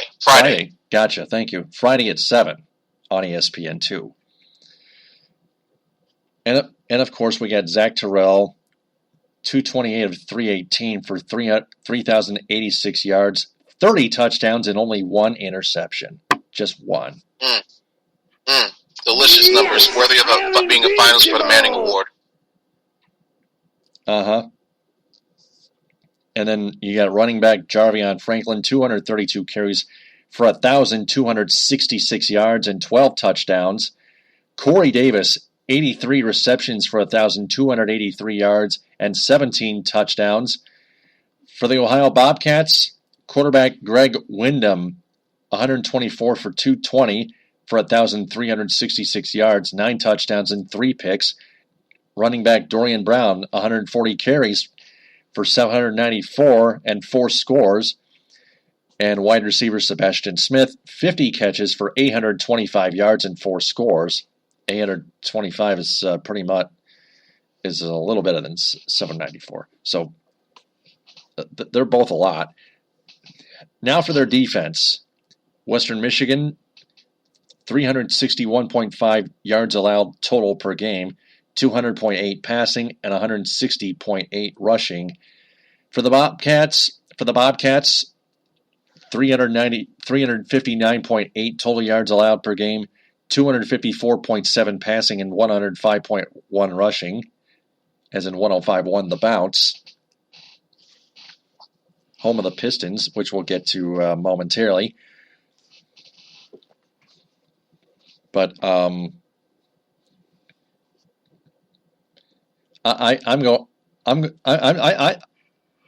still going to predict Western Michigan to win the MAC title big, 45-17. Well, obviously, knowing the stakes that are on the line here, not just a conference title, but also potentially get into a New Year's Six bowl. Now, things could become a little bit hectic if I believe Navy wins out or whatever. It could be a chance for them to maybe jump Western or whatever the case may be. Because after this, Navy will still have a game against Army, the old-fashioned Army-Navy game. So they could play that, beat Army, and they beat them impressively. You know, the committee could see them as that group of 5 leader and to potentially leapfrog an undefeated, 13-0 MAC champion Western Michigan team. Now, again, that all comes down to the fact that, it's the schedule. The strength of the schedule really does hurt Western. But hey, you play play who's on your schedule and you take advantage of what comes towards you or whatever the case may be. And Western, they should not apologize for this 12-0 record. And, thank goodness that Boise State lost to New Mexico State, I believe. Or it might have been New Mexico, one of those teams. I knew it had New Mexico. Anyways, that Boise State loss really helped out Western's chances. And I think there's a chance they should, no matter what Navy does, Western should still get in. They should get a New Year's Six bowl, maybe a Cotton Bowl, maybe an Orange Bowl. You never know how these championship conference style games may go in this last week or so. So it just comes down to they need to keep maintaining their focus, play smart football, and just rowing that boat. So what's your prediction? Western 38, Ohio 21. At least we'll see a team from the state of Michigan beat a team from the state of Ohio this year. Yep, that's true. Speaking of which, and speaking of Western Michigan, their basketball team is now 2-5. They won 80-63 over Central Arkansas at home, but they suffered their first home loss earlier this past Wednesday night, 97-92 to North Carolina Wilmington. They are completely off until next Wednesday at 7 when they visit the Cleveland State Vikings. So that is all college sports. Now we transition completely to the pros and recap our Thanksgiving Day game from this past Thursday between the Lions and the Vikings. So much at stake here, especially for first place in the NFC North. Touchdown, Detroit Lions! The Lions got off to a great start on the first drive of the game by scoring an Anquan Bolden touchdown pass from Matthew Stafford on the first drive of the game, but the Vikings answered back with Matt Asiata's touchdown run from 5 yards out, tying it up at 7. On that first Viking drive, the Lions looked like they stripped the ball from the quarterback, Sam Bradford, but as replay showed, he moved his arm forward to make an incomplete pass. That's a smart move. Then Lions cornerback Darius Slay was called for pass interference moments thereafter, on a pass interference penalty, which caused his team to intercept the ball. Most people disagreed, but the replay clearly showed on video that Darius Slay not only slightly tugged the receiver's jersey, but grabbed him more exactly at the time the ball came to within the receiver's arms. I saw it clearly on the replay from a forward angle. Also, there was a video on Twitter from George Contis quoting it from another guy. He grabbed a fistful of jersey during that attempted catch, attempted reception, whichever way you slice it, and that caused the receiver to cough up the football, and that's when the flag was thrown by the NFL referees. Therefore, when I was watching this live, I will admit, looking at the back angle, I thought, how can they rule that a flag? But like you said, Taylor, looking at it from the forward angle, if anything, above all else, the tug of the jersey should have been all that was needed. So, in essence, even though I hate to say it, I think the referees got that one right. Yeah, they nailed it on the head. Yeah, but still, there was a chance where there was an occasion later on where it was a supreme fuck up. Yeah, by the Lions' defense. No, by the referees. Like they said, they got the call right. Yeah, but I'm talking about later on in the game, there was clearly a spot. There was actually, in terms of a penalty, where it was, I think it would leave a third down or so. There was a pass that was thrown that was clearly tipped in the air, but yet somehow, some way, the Lions were flagged for pass interference, which forced Jim Caldwell to essentially waste one of his challenges to overturn and get the dumbass refs to clearly see that, of course, by the way, under rule, you can't challenge that if it's under those circumstances to overturn a call of pass interference on the field, or if you're a Dallas Cowboys fan, watch them pick up the flag when the blatant pass interference is being transpired against. Bitter memories of 2015, people. Never letting them go. On 3rd and 1. But, yeah. But, obviously, the replay showed, and the live play fucking showed, that ball was wobbly, it was tipped, so for them to call pass interference on that was asinine, and of course, unfortunately, used the Lions to waste one of their early challenges. And they overturned it. So technically, it wasn't wasted. It was used wisely. I know, but by Jim Caldwell. I get that, but it should not have even gotten to that point. Is what I'm trying to say here. How can you, as an official, not see that ball was clearly tipped? That's even more accurate. That is transgression. That's even more accurate. But afterwards, Jim Caldwell wasted his second challenge and on the fourth down when the Lions had the ball, and Jim Caldwell thought the Lions got the first down, and it appears they were clearly short, and the Vikings got the ball back on downs, and Jim Caldwell was out of challenges for the rest of the game. He should have kept that second challenge. That one I can't defend. I think that was one that was where you hope that goes your way. Even looking at it, you had to have known, no, that was the right call, but not too much. It was a mixed bag day in terms of decisions made by Caldwell. It reminds me of Jeff Blashill challenging calls and just to hope they go the Red Wings' way when he actually at least should know that it's not the case, that the referees actually nailed it on the head, the way they saw it, and that it's not worth challenging on the ice. Same thing on the field with Jim Caldwell.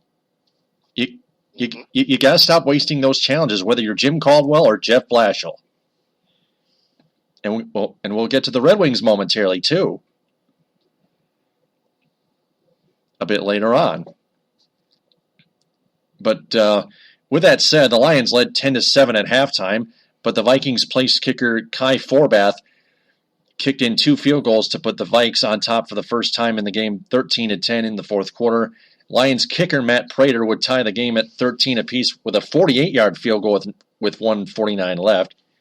And then when Detroit's defense had a chance to force Minnesota's offense to go 3-and-out and force a punt, on 3rd and 8, Sam Bradford threw an interception to Slay, who redeemed himself with that pick and took it to the Viking 30-yard line, in which he lost the ball, but the referees say he was down, which was a good call. And then Jim Caldwell had a hell of an idea. Matthew Stafford would take a knee to wind down the clock, and head coach Jim Caldwell called his first charge timeout of the second half with 4 seconds left in the fourth quarter, allowing Matt Prater to win it with a 40-yard field goal as time expired, giving the Lions the 16-13 win, their 3rd straight win overall, a sweep of the season series over the Vikings, and sole possession of first place in the NFC North Division. Yes! I am invincible! This was a very interesting game. Kind of hard to digest while eating your turkey. Could have probably given you a heart attack at the same time. If not the turkey, then this game would have. But still, I will say, stingy defensive battle. There were instances where Stafford was able to make some good plays early on, like lofting a good ball down the field to Golden Tate and let Tate do the rest with his yards after catch / contact damage. That's what he's best at. But the defense was able to stand tall, and then even after the opening drive touchdown, managed to hold Detroit to only 6 more points the rest of the game. So give credit once again we knew how good Minnesota's defense was, and it showed up in spades in this game. Also credit to the Lions defense as well. Granted, Bradford was making an insane high number of completions. To contrast that, though, he wasn't necessarily going deep, if at all. He was just mainly doing, dink and dunk passes, short passes, slants, screen passes, swing back passes. Wasn't going deep, testing the secondary as you would have thought he would. So all those short completions add up, and which led to Bradford getting as many completions as he did. But when it mattered most, not just the play of Matthew Stafford leading that drive when the team, once again, the Lions and the Browns, the only 2 teams in the NFL to have a trailing deficit in the fourth quarter in every single game this year, This was proved evident again on Thanksgiving. For the Lions, they trailed 13-10 going into the fourth, or during the fourth, rather. Stafford making some clutch plays, getting the ball, zipping the ball with great field presence and a great command, converting crucial third downs to lead to the game's tying field goal, and then, of course, big play Slay strikes again. It's a crucial turnover, interception. I think it was a case where, you know what, they finally had enough. They knew Stafford was going to go short again, and this time Slay just jump-cutted his route, was there in prime position, got the pick, and that led to Matt Prater getting the game-winning field goal, which is now makes him either 25 or 26 career field goals that is either game-tying or game-winning in the fourth quarter or overtime. So, he's made all of them, missed none of them. He's as clutch as you can get. So those key factors, more than anything, led to the Lions getting this much needed victory and putting him basically in the driver's seat for the NFC North Division and the playoffs. Yeah, that's true. So the Vikings are 1 game back. The Packers are still 2 games back after their Monday Night Football win earlier this week. So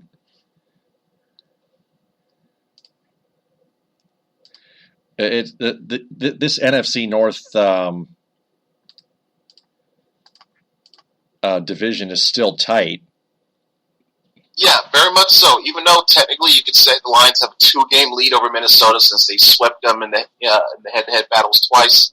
I'm not counting out Green Bay. This is a team they got a much-needed win on Monday night against the Eagles. They have a favorable schedule, I believe, the most favorable between out of Minnesota and Detroit and them. They have the most favorable schedule. They might as well run the table and make things very interesting for a Week 17 showdown with Detroit, with potentially division on the line at Ford Field. Minnesota, things don't get that much easier for them after this. They are going to Dallas to face the Cowboys in what looks to be an almost assured, guaranteed L. They'll probably take that loss while further behind in the standings, which, if you're the Lions, this is your chance to take advantage of and build more space, at least between you and Minnesota, and where you can only have to worry about Green Bay with 2 games left in the season. And it just comes down to, like I said, they're at 7 wins now. 10 wins, hell, you can even say 9 wins probably wins the division, but 10 wins almost assuredly wins you the division and gets you a playoff spot. I think it's safe to say if they protect home turf, between their only 2 home games left, Chicago and Green Bay, granted, they both lost to them, but I think it's safe to say Chicago does not, that was a completely off game play by the Lions. They'll play much better at home, energized for the crowd. They should get that win. That's 8. Say they somehow win the Packers Week 17, New Year's Day, that's 9. Where can they find that 10th win? It's got to be in one of these 3 home games.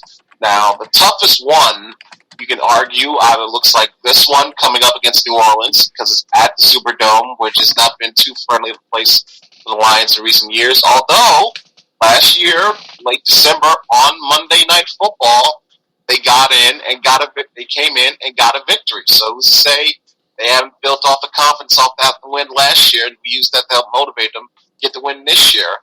But between that, their other road games are the Giants. Actually, 2 back-to-back games after they faced the Bears at home, which is at MetLife against the Giants, and then night after Christmas on Monday Night Football against the Cowboys. So, out of those, obviously it's safe to say the Cowboys look like a more likely loss. With the Giants, it would be a stern test anyway, because it seems like their offense is finally picking steam.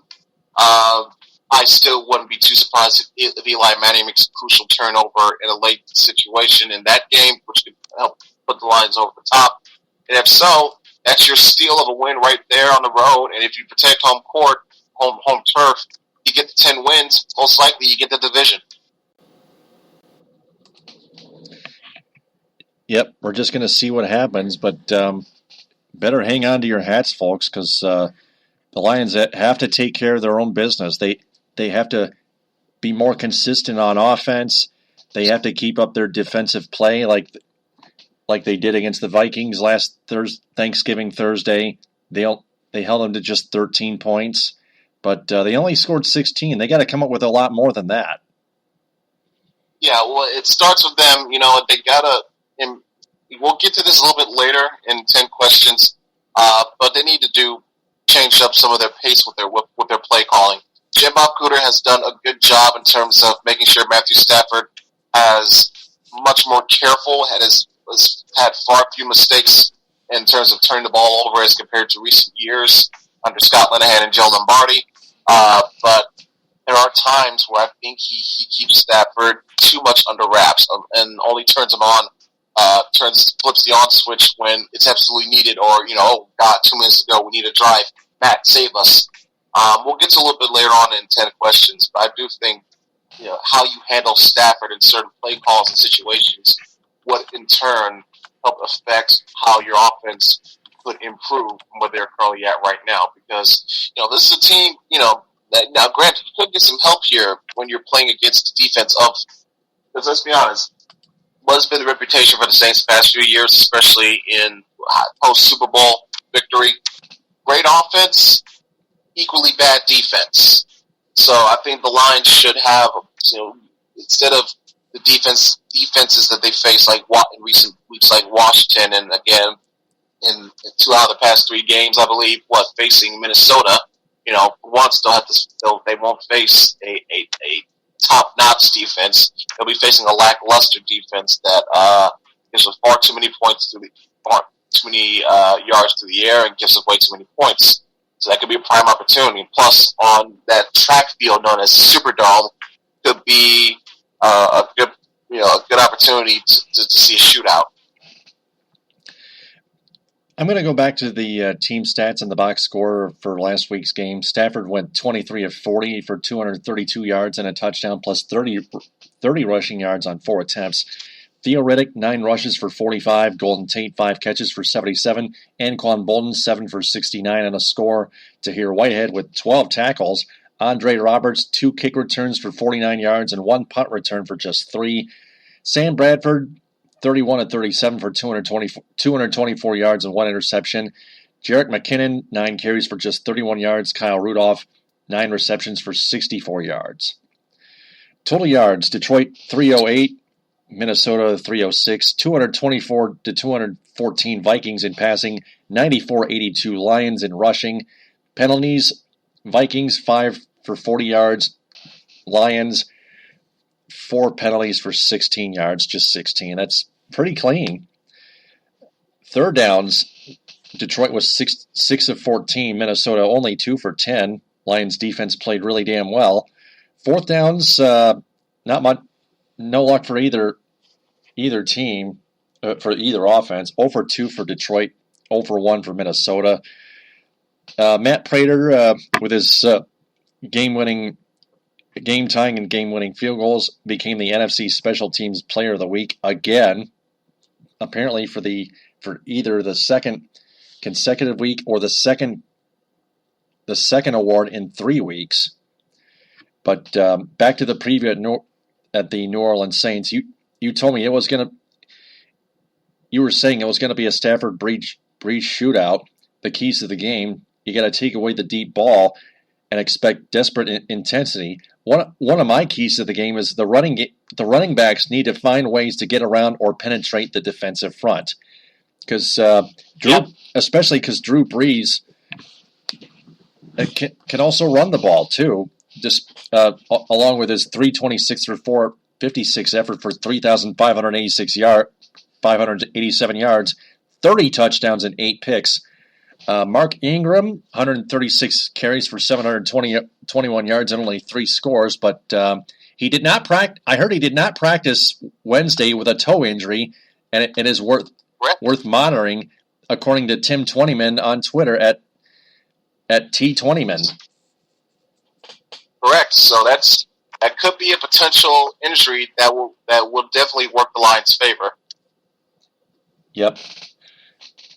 So Ingram has had a year so far. So them having this injury could not come at a more worse time. Yep. Also, wide receiver Michael Thomas, 65 receptions for 789 yards and 7 touchdowns. That's pretty damn good. The defense, the Lions have allowed 363.9 total yards per game, 261.4 passing, and 102.5 rushing per game. The Saints have allowed 384.7 total yards per game, 285.6 passing, and only 99.1 rushing.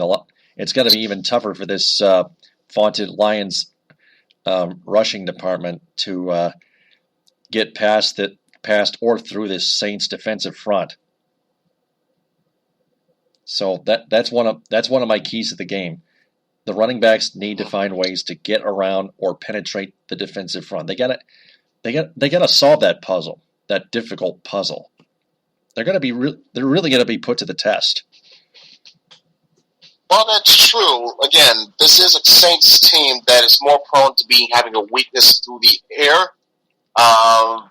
They're near the bottom 10 in the league in terms of pass, yards per attempt allowed, completion percentage allowed. Even though the Lions have been inconsistent in terms of moving the ball offensively, this should be the week where they get things done better, air it out better, because you're facing an inferior defense. Yeah. But conversely, while dealing with Drew Brees, like I mentioned, in terms of taking away the deep ball, he is he's having another fine season. I guess you could almost say MVP-like season. It wasn't for the fact that other quarterbacks like Tom Brady and Matt Ryan and Dak Prescott and Matthew Stafford as well, even though he doesn't have the yards to back it up, but he's been leading his team in multiple come from behind victories. All those other quarterbacks have their own outstanding seasons, which is kind of taking away some spotlight. What Brees has done at his age. Remember, this is his 16th year in the league now, and he's the league leader in completion percentage, passing yards with over 3,800. He's got over 30 touchdowns. That's insane. So the Lions have their handful for sure. So like I said, you got to take away the deep ball. Plenty of Tampa to have all sorts of safety help all day. Make them beat you with short passes, chip gains. Now it does depend. This comes down to your linebackers and some of your slot corners making some tackles. If I'd rather have that than Brees just dropping dimes in the pocket like Kirk Cousins did against Green Bay's defense. That would be horrifying to see happen to the Lions this Sunday. So if that were the case, then things would be better if you improve your chances to take with the deep ball. But in terms of things could be different because this is a desperate Saints team. They are trailing they're fighting for their playoff lives. They are 4-6, I believe now, and 5-6 because they got a victory or so last week.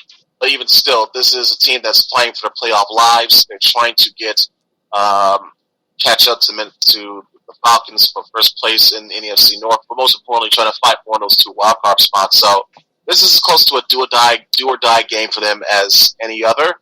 So with their home crowd behind them, they'll definitely have an advantage in trying, and thus be the more desperate team trying to get something done. So the Lions have got to be wary of that and make sure that doesn't affect them, leading to them making some costly mistakes.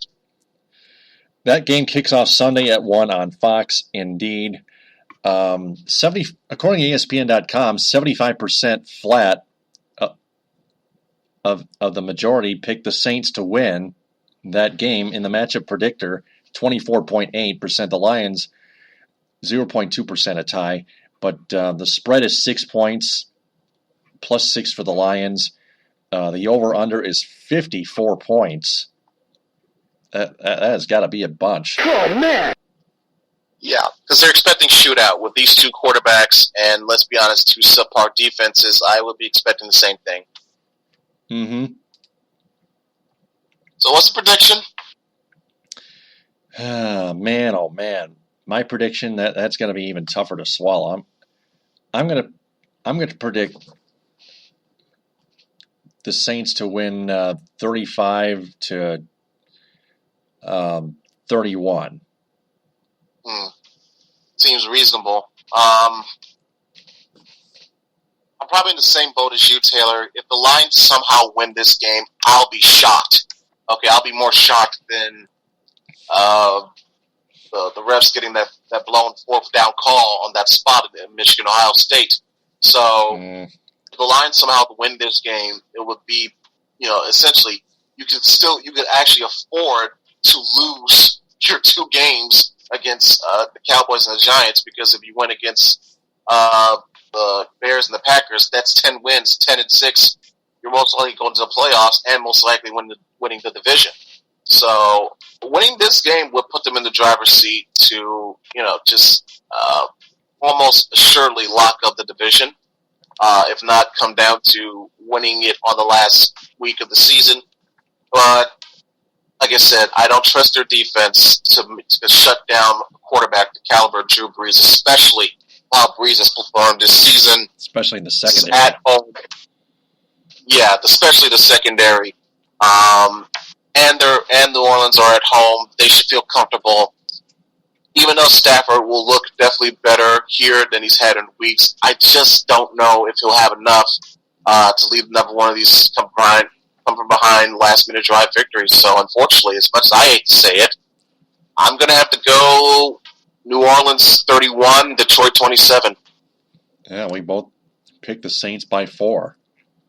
Don't want to. Trust me. I want them to keep rolling on this streak here, this hot roll that they've had going on. I hear you. 8-4 would make me so much happier as opposed to 7-5 with 4 games left. But you got to do what you got to do here. Yeah, still got to watch that NFC North race. See how the Vikings do. See how the Packers do. That's it. So enough Lion. That's all the Lions we covered. So and that's all football that we've covered on the Michigan Sports Truth, episode 242. Now let's hit the ice.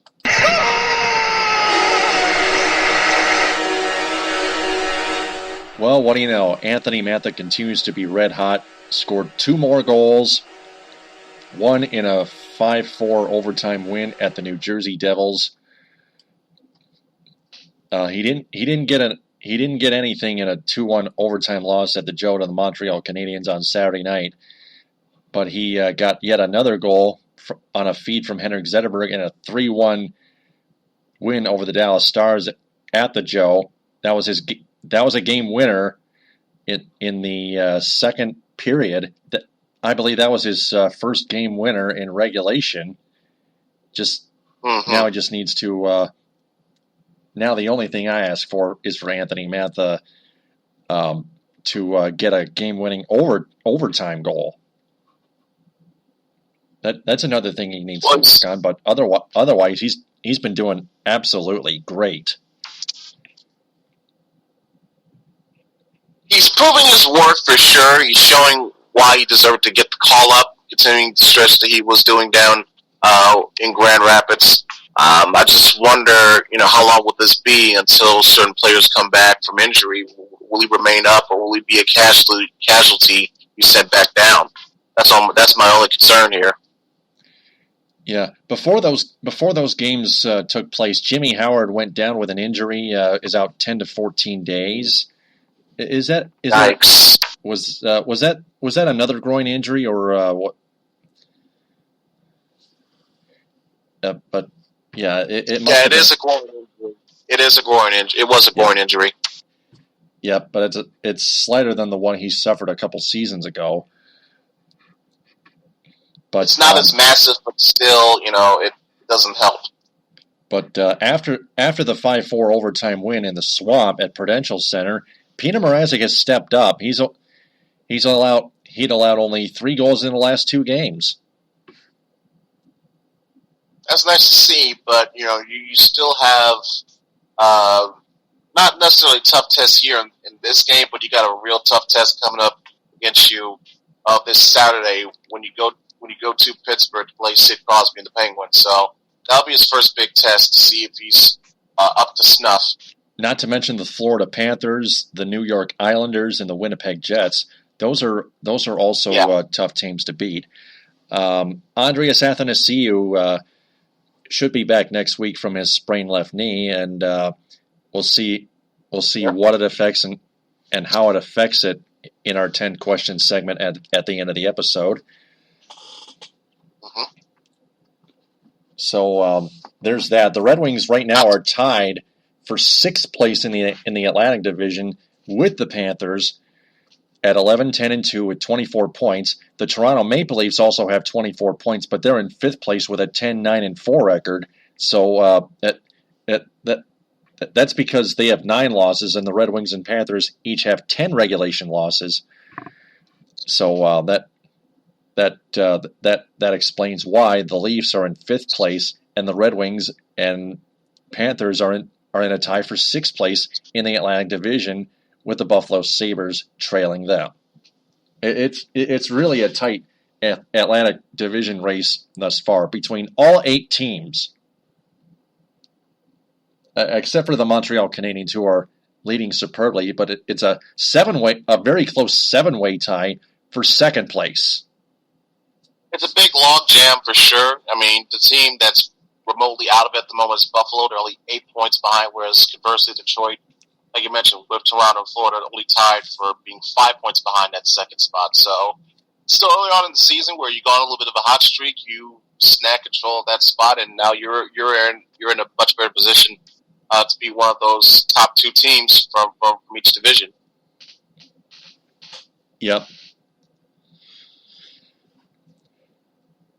So with that, we're going to transition back to basketball and focus on the 10-10 Detroit Pistons. Left sideline 3, and he answers. They beat the Los Angeles Clippers 108-97 at the Palace. They took a beating in Oklahoma City against the Thunder 106-88. They squashed the Charlotte Hornets at Time Warner Cable Arena 112-89. They're going to rematch with them next Wednesday at 7 in that same building. Then they went to Boston at TD Bankworth Garden and upset the Celtics in a rematch, 121-114, where it was totally a non-defensive game whatsoever. 6 Pistons in double figures. And also, Andre Drummond in his last 2 games has shot 5 for 8 from the free throw line after yet another slump. Your thoughts on that? That's very nice. And again, it mirrors my trajectory where I think he could be, if he plays at his absolute best, could get him around to that 50% margin. So again, this fits into that range. 1 week he's bad, 1 week he picks it back up, and once you balance all that out at the end of the year, that usually equals out to close to 50% anyway. So like I said, going from where he was last year, 35-36, if he nets a plus 10 percentage improvement or more, that will be a telltale sign that he's definitely doing a lot better. Obviously not a finished product yet, but compared to where he was last year, a much definite and needed improvement. That's true. By the way, look at let's talk about how Ish Smith has looked. I mean, he's gotten much more, I guess, like you said, this time of him being on the floor in the absence of Reggie Jackson's injury. Yeah. Has allowed him to, he's gotten much better. He's looked even faster, it seems. He's going to do well in sharing the ball, but look at him making breakaways, making good moves in the paint, finishing with dunks. He's quite impressive as of late. Came up with 19 points in Boston earlier Wednesday night, and that's an example of why I tried to point out last week on episode 241 that the Pistons have to stop making excuses about Reggie Jackson. There's no room for excuse. They've got to pull together, and they're starting to pull together, and they proved it in Boston, and they proved it in Charlotte. They just absolutely demolished that Charlotte Hornets team. Yeah, and it definitely did a good number on this Celtics team also. I mean, granted, It was a 7-point victory on a high-scoring affair, but let's look at some of the breakdown here. Detroit, 55% field goal percentage made compared to Boston's 44 flat. Pistons 45% from three. Boston 35.7. And look at this statistical category: rebounds. Detroit 52, Boston 33. This was what I wanted to see Detroit be more of throughout this season. A dominating team that bullies you in the paint and at the rim, snatching rebounds and being a good contester of easy shots. With guys like Boban Marjanovic, and Andre Drummond doing what he needs to do. As long as he doesn't get in foul trouble, you can deal with liabilities such as Aaron Baines every once in a while. But between Drummond and Boban doing what they need to do with the paint, that helps you out. Not to mention occasional help from John Lure, which is another off-season signing. So little by little, these off-season signings are starting to prove their point in terms of making Detroit looking like a good, doing what they need to do, man up, and use their weight advantage and just overall big body advantage at the rim. Now, granted, Boston is a little bit not slow, but smaller compared to them. But in terms of where they play into Detroit's strengths, that's right where it needed to be. Yep.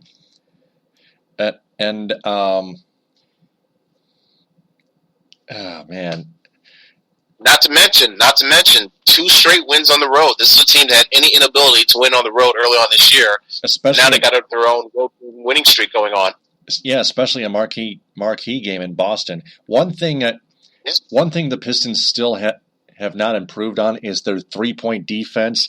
Too many uncontested 3-point attempts by the Celtics. Some have gone in, some haven't, but they got to contest the arc a lot more. Yeah, it's too many open looks. Yeah, got to cut down on that.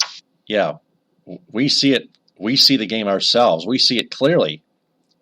There's no disagreement there. You can't disagree with it. Nobody can. It's there. Doesn't even get better because they're facing Atlanta next. Isn't Kyle Korver still on the team? Yeah, some were screens, but when there are no screens there were a lot of 3-point shots that are uncontested with no screen whatsoever. That's what drives me crazy. Ugh. Annoying.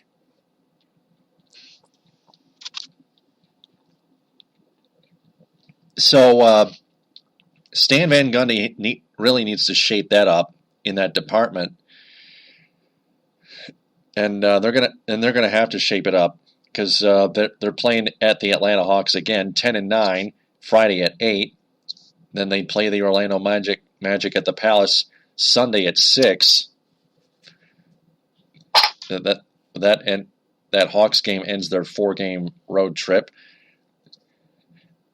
Now, they could have a chance, though, because this is a Hawks team that's lost 4 games in a row. So, they seem to be a little bit on their heels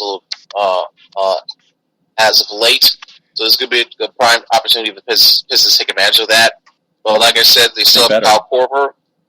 They still have Kyle Korver on their team, their best 3-point shooter.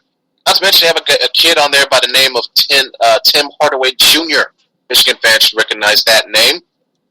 So, again, if Michigan, if the Pistons want to continue, or actually want to improve on being better in terms of defending the 3-point shot, well, here's your test because you're facing going up against a team that has over 40% shooter in Kyle Korver, as well as Mike Muscala as well. So they got their work cut out in that regard. Mm-hmm. So the Pistons really have to cover not only Kyle Korver but the rest of this Hawks offense. Yeah, but when there are no screens whatsoever, that's when, and the Pistons are, and all 5 Pistons are near or in the paint. That's a problem. No matter who they play, they can't all stand around so many times in the fucking paint. They gotta They can't go 0-5 zone most times. That is ridiculous. Gotta do better playing man D. Yeah, way better. Like the arc is like deserted most of the time. In most games. Just can't stand it.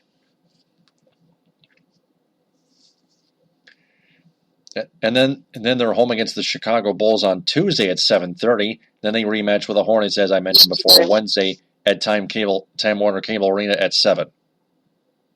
Divisional game, always got to be up for those. Yep, Pistons and Bulls. What a great rivalry that is. A division rivalry, that is. So, Jimmy Butler for the Bulls, and the Orlando Magic still struggling. But that's it for Pistons. So there is more minor news. Well, not too minor. Depends on how you view it. Reggie Jackson returning to practice this week. Stan Van Gundy commenting that probably won't clear him ready to go, but you never know. But it's still on point with him being back by mid-December. So, like I said, before Christmas, Reggie will be back in the lineup, which will be a welcome sight for Pistons fans. And also, like you shared to me, Taylor, I believe Reggie Bullock is going to be undergoing knee surgery to repair a meniscus tear. I believe it's the left knee. He's going to miss about at least 2 to 4 months. 2 to 4 months. Kind of a blow to their bench a little bit, because Bullock had a good year for them last year, and he was going to be called upon as one of their needed guys for this year, especially now, like I said, with the aforementioned Jackson injury early on. They were going to be more dependent on their bench early on than they would have, period. But still not a good time to have this type of injury. It seems like once we're about to get back one Reggie, we lose another. Yep. That's true. That's another good point. So with all that being reported, hope they both get well, especially Reggie Jackson. Let's talk a little Tigers here. That one is long gone. They still have J.D. Martinez after when the New York Mets were showing interest in him. And then they decided to re-sign their left fielder Yoenis Cespedes to a 4-year, $110 million deal. So the Tigers, in other words, still have not traded J.D. Martinez yet. They still have him on their roster. So one of our 10 questions will ask, what will happen next? So that's about it right there. Well, that's a good segue to our final segment. Yep. And speaking of which, it is time for 10 questions. Are you ready? Ready as you are, Taylor. So, my friend, please let them rip. Pick up those pencils, folks. It's time for 10 questions on the Michigan Sports Truth. Question number 1. Which part of the game hurt the Wolverines football team more? Their turnovers and the mistakes, or the Big Ten officials? Again, this will be, I guess you could say, what people will rip on me for this, saying, oh, you're being a bitter homer, you're being a slap. But as bad, and trust me, those were ball-crushingly bad mistakes and turnovers by Will Spate. In the end, Michigan still had a chance to get the win with one more defensive stop, and due to, in my opinion, a bad judgment, a bad spot on the ball by the officials, and not to mention the drive before, where Michigan was trying to convert on third down, didn't. I think an obvious and blatant pass interference call was missed. That would have given Michigan a fresh set of downs, better field position. They could have scored a touchdown, who knows, and given their defense a little bit more time. to get more rest, and probably would have had them more prepared. Like I said, from an energy standpoint, to withstand that final drive from OSU. So when you factor all that in, I'm sorry, I'm going to go. I'm pulling the red card here. Michigan, they did more than enough. Even though they definitely did a lot to lose that game, I thought they did more than enough to win it. So my vote will go to the guys in the zebra uniforms. Well, you could do that, but here's the thing: Michigan should not have let Ohio State back into the game to force overtime to allow all this to happen. I agree, but they still had that chance on. They still came down to them getting that last stop on that fourth down in overtime. In my opinion, they got it. True. Well, not just in your opinion, but clearly they got it. But here's the thing. But here's the thing, though. Michigan can't allow that to happen. Like you pointed out, their defense was gassed even before overtime. That they should have. That Michigan's offense should have scored more points instead of making those mistakes. As unfortunate as it may be, it's kind of true. When you're on the road, when you know it is true. Most likely, what certain calls could go for and against you. You can't leave it in the hands of the officials. You know, it's a rule that I've learned from watching many UFC fights over the years. You don't leave it in the hands of the judges. Well, in this case, you don't leave it in the hands of the refs, and we saw why. Just knock out your opponent, like 35-14 or 35-7. Better yet. So that's why my vote is on Michigan's turnovers and mistakes on offense. That's what led to this whole refereeing debacles. That's where you, like you pointed out, you can't leave in the hands of the officials. You can't leave it in the hands of the UFC judges. So there's our answers. Next question. Question number 2, can Michigan still make the Final Four in the college football playoff?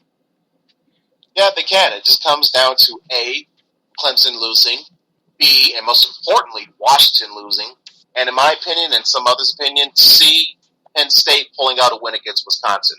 I think if Wisconsin wins and the aforementioned two scenarios happen, Wisconsin could jump Michigan based on the fact that not only do they have the Big Ten title, but they can say, hey, we played Michigan close and Ohio State close to where we warrant more than deserve a chance at that Final Four.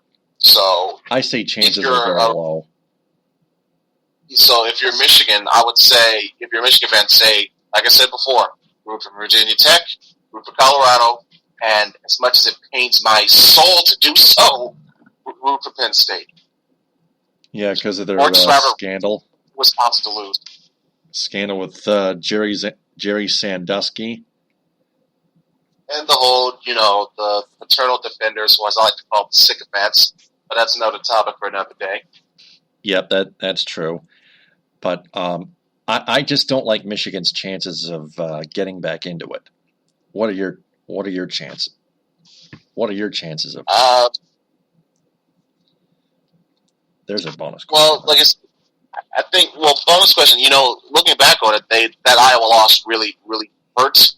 Because remember, that was the same week where Michigan was 2, Michigan was 3, Clemson was 2. And once Clemson lost, Michigan could have taken a number 2 spot with a win. Fortunately, they did not. So you could say that Iowa loss hurts more than anything, because let's say they beat Iowa but still lose to Ohio State. Most likely, they probably, without question, they stay in the top 4, probably fall to number 3. Who knows? But they're definitely on the inside. They're on the bubble instead of being a bubble team looking out, or on the outside looking in, rather. So that Iowa loss hurts. It's going to take a lot to happen, but there's still a chance. There's always a chance. Mm-hmm. That's true. Just gotta take it no matter what. Next question. Question number 3. Will the Michigan State Spartans pick up sophomore quarterback Malik Zaire from Notre Dame? That I'm not entirely too confident on. Like I said, between Florida, like I said, good competition. The two strong teams here are Florida and Washington. Depending on how Washington does, presumably in the Pac-12 championship game, and also. Oh, Washington's not listed in those four. I thought you said Washington. Earlier. No, I made a mistake. It was Wisconsin, not Washington. Wisconsin, excuse me. Florida, but even still, Michigan State and Wisconsin. Well, it depends. It depends. I mean, do they still have faith in Alex Hornibrook? If so, they'll probably turn down Zaire and trust in that Hornibrook will continue to improve. I mean, with him, he is the starting quarterback, and they're in the Big Ten title game, so he had to have done something right. I know he's got a great running game, great defense, but as the quarterback, it's your job to manage the game and not fuck up so much. So with them doing that, they're in the spot where they're right now. They're fighting for a Big Ten title, maybe a playoff spot. So I doubt they'll go after Malik Zaire unless they think he's their final piece in terms of getting them to a national title. Florida will probably be my best bet now that you mention it, because they want to probably get an athlete of his caliber under their control. Again, like I said, go against these SEC defenses. Whereas Zaire, he probably doesn't fare too well because he's going to be going up against Michigan and Ohio State next season. Yikes. I'm pretty sure both defenses will be stout again, very good in fact. So I'm not sure if he'd be too intrigued into playing those.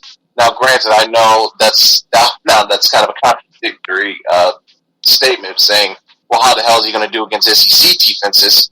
But that's how it works in the SEC. Sometimes with these athletes, the way they work against each other, they find ways to make plays.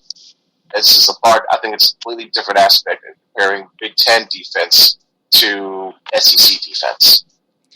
Bonus question, speaking of Michigan State, after their very close loss to Duke, a fought-hard loss, are we seeing the Spartans basketball team finally improving, or was it just a marquee game, or in which afterwards the Spartans are going to get too cocky again? I can't say too cocky, but I do agree it's just a marquee game, good performance. But remember, they are coming off of a barely scrappy 5-point win over Wichita State. I'd rather wait until see what they do amongst these other weekly teams until they get to Oakland and the start of Big Ten play before I say, they're on the up and up. No, because they've been inconsistent all year. They're back to 500 now. It's still a wait and see progress project. That's true. They just got to get more consistent. Next question. Question number 4, can the Lions hang on to their NFC North lead? I think it's possible. Let's say, for instance, even if they do lose to New Orleans, I think everyone expects Minnesota to get smashed by the Cowboys, and the Packers, they're going to have a tough time on their hands against Houston. So either way, no matter what, I think the Lions would still be in first place after this Sunday, but they can't fuck around after that. Right. That's true. Like, you can't follow up. Let's say you lose to the Saints. You cannot under any circumstance follow that up with a loss at home to the fucking Bears. You just can't. Yeah. Gotta smash those Cubbies. The Bears. Depending how horribly they played. 2-8. God damn, that's awful. Thanks. And what's even more depressing, one of their wins is against us. Ugh. Yeah, because we let them in. We let them in our houses. Well, first one was in Chicago, but I get what you're saying. Right, but we still should have smashed them. We gotta be better for opposing home field advantage. A lot better for it. More importantly, we got to take advantage of horrible teams. Combine those two together, you get a lopsided victory. Do the math. Next question. Question number 5, speaking of which, how can the Lions get their offense going again? Well, I think it comes down to what kind of strategy does Jim Bob Cooter run this week. Does he abandon the run? Does he go focusing more on the pass, especially against this much maligned Saints pass defense? Let Stafford loose a little bit. Try to switch up the tempo. Go a little bit no huddle on some instances. Play the whole game as if you are down by a score with 2 minutes left to go. I think that would actually help out the offensive productivity if they had that mindset going in of we need to score and score quickly. Now, granted, put your defense in a bad situation because quick scoring drives lead to what? Your defense running back on the field, even after they get a stop.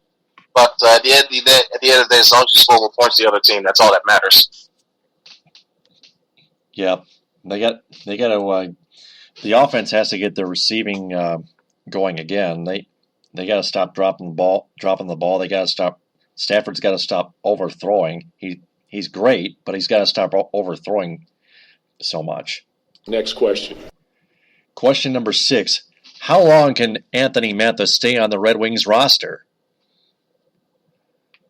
Well, if he keeps scoring like this, he'll have a much longer extended period of time here. I'll say that. It all depends on at least. Does he keep scoring goals, keep collecting points, looking good and efficient on the ice as way more than the other players do, unfortunately. Or fortunately, depending on how you look at it from which point of view. It all depends on that. If he falls stagnant a little bit, slows down his production, he could fall into that danger of being sent down when Anthony Ciu comes back. Yeah, that's the next question. Next question. Question number 7. What roster move will General Manager Ken Holland make when Andreas Athanasiou returns from his injury, his sprained left knee? Well, Tomas Jurko's been upgraded from the injured reserve, correct? Yep. Well, that could be a case where I'd say and Jurko didn't do a damn thing. Yeah, it could be him or Matha that goes once Athanasiou comes back. It's got to be Jurko. You got to send Jurko down, please. Yeah, but you know Holland and Blash. They'll do the opposite. Well, that's the usual. It could be different. You never know. But we'll see what happens. Next question. Question number 8. Are the Pistons playing a little better without Reggie Jackson even before his return? Well, at this point, they better, you would hope so because they've known for now what the timetable would be, so they've had enough time to get used to coming up with good strategies and how to properly execute plays with a different philosophy now that he's not there, and it seems finally it's coming together at the right time when he's getting ready to return. So you got 2 straight road wins. You've won 4 out of your last 5. You're back to over 500. Yeah, things are coming around great. They are at 500.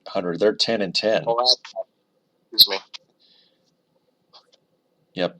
Even still, it's better when they were what they were last week. Yep. Yeah, again, 6 Pistons in double figures in that Boston game. That is amazing. Let's just keep that up. Next question. Question number 9. Can Andre Drummond keep improving his free throw shooting? Well, I think, again, if he keeps having the good week that he's having, chances are he'll have another down week next week. But again, that all is a good trajectory into a possible 50% or close to 50% percentage success rate from the free throw line at the end of the year anyway. So, yeah, he's got now if he surprises people, surprises me most of all, and keeps on having good ratios over this next week, that could be a momentum starter. Who knows? Next question. And finally, question number 10. Which other team can pick up Tigers right fielder J.D. Martinez in a trade in the near future if the Tigers were still to trade him?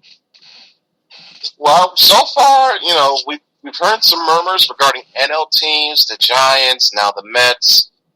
I wouldn't be surprised if he stays in the American League. I would hope he doesn't go to an interdivision team. Imagine how horrible how much torture that would be to see him in a Cleveland uniform or Kansas City or Chicago uniform. Yuck. Or Minnesota. God, please. That would be a waste of his talent. Please. Yeah. I would keep an eye on probably like a Seattle. Sorry, I just had to complete that list. Which is interesting because he did start his career in the AL West with the Houston Astros. Now that could be interesting. Could be kind of fitting for him to go back. Yeah, this seasoned player with a different team instead. So I'd say watch out for Seattle.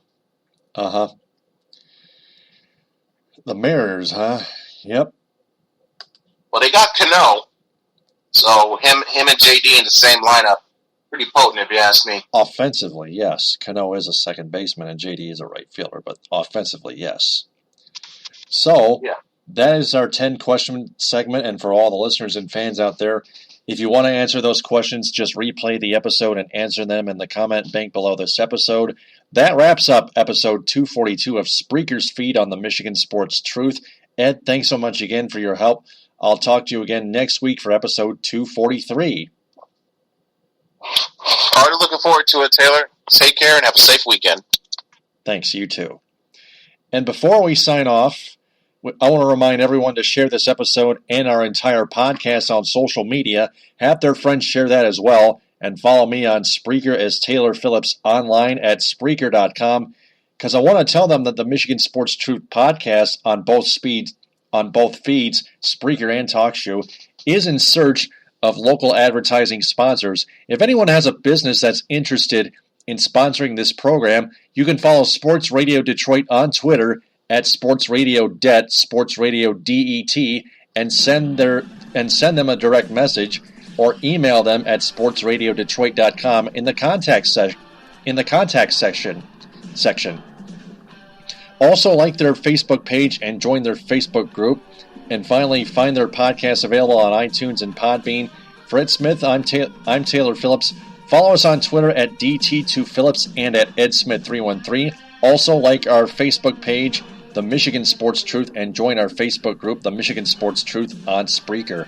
TTFN, ta-ta for now, and fire those Big Ten officials, please.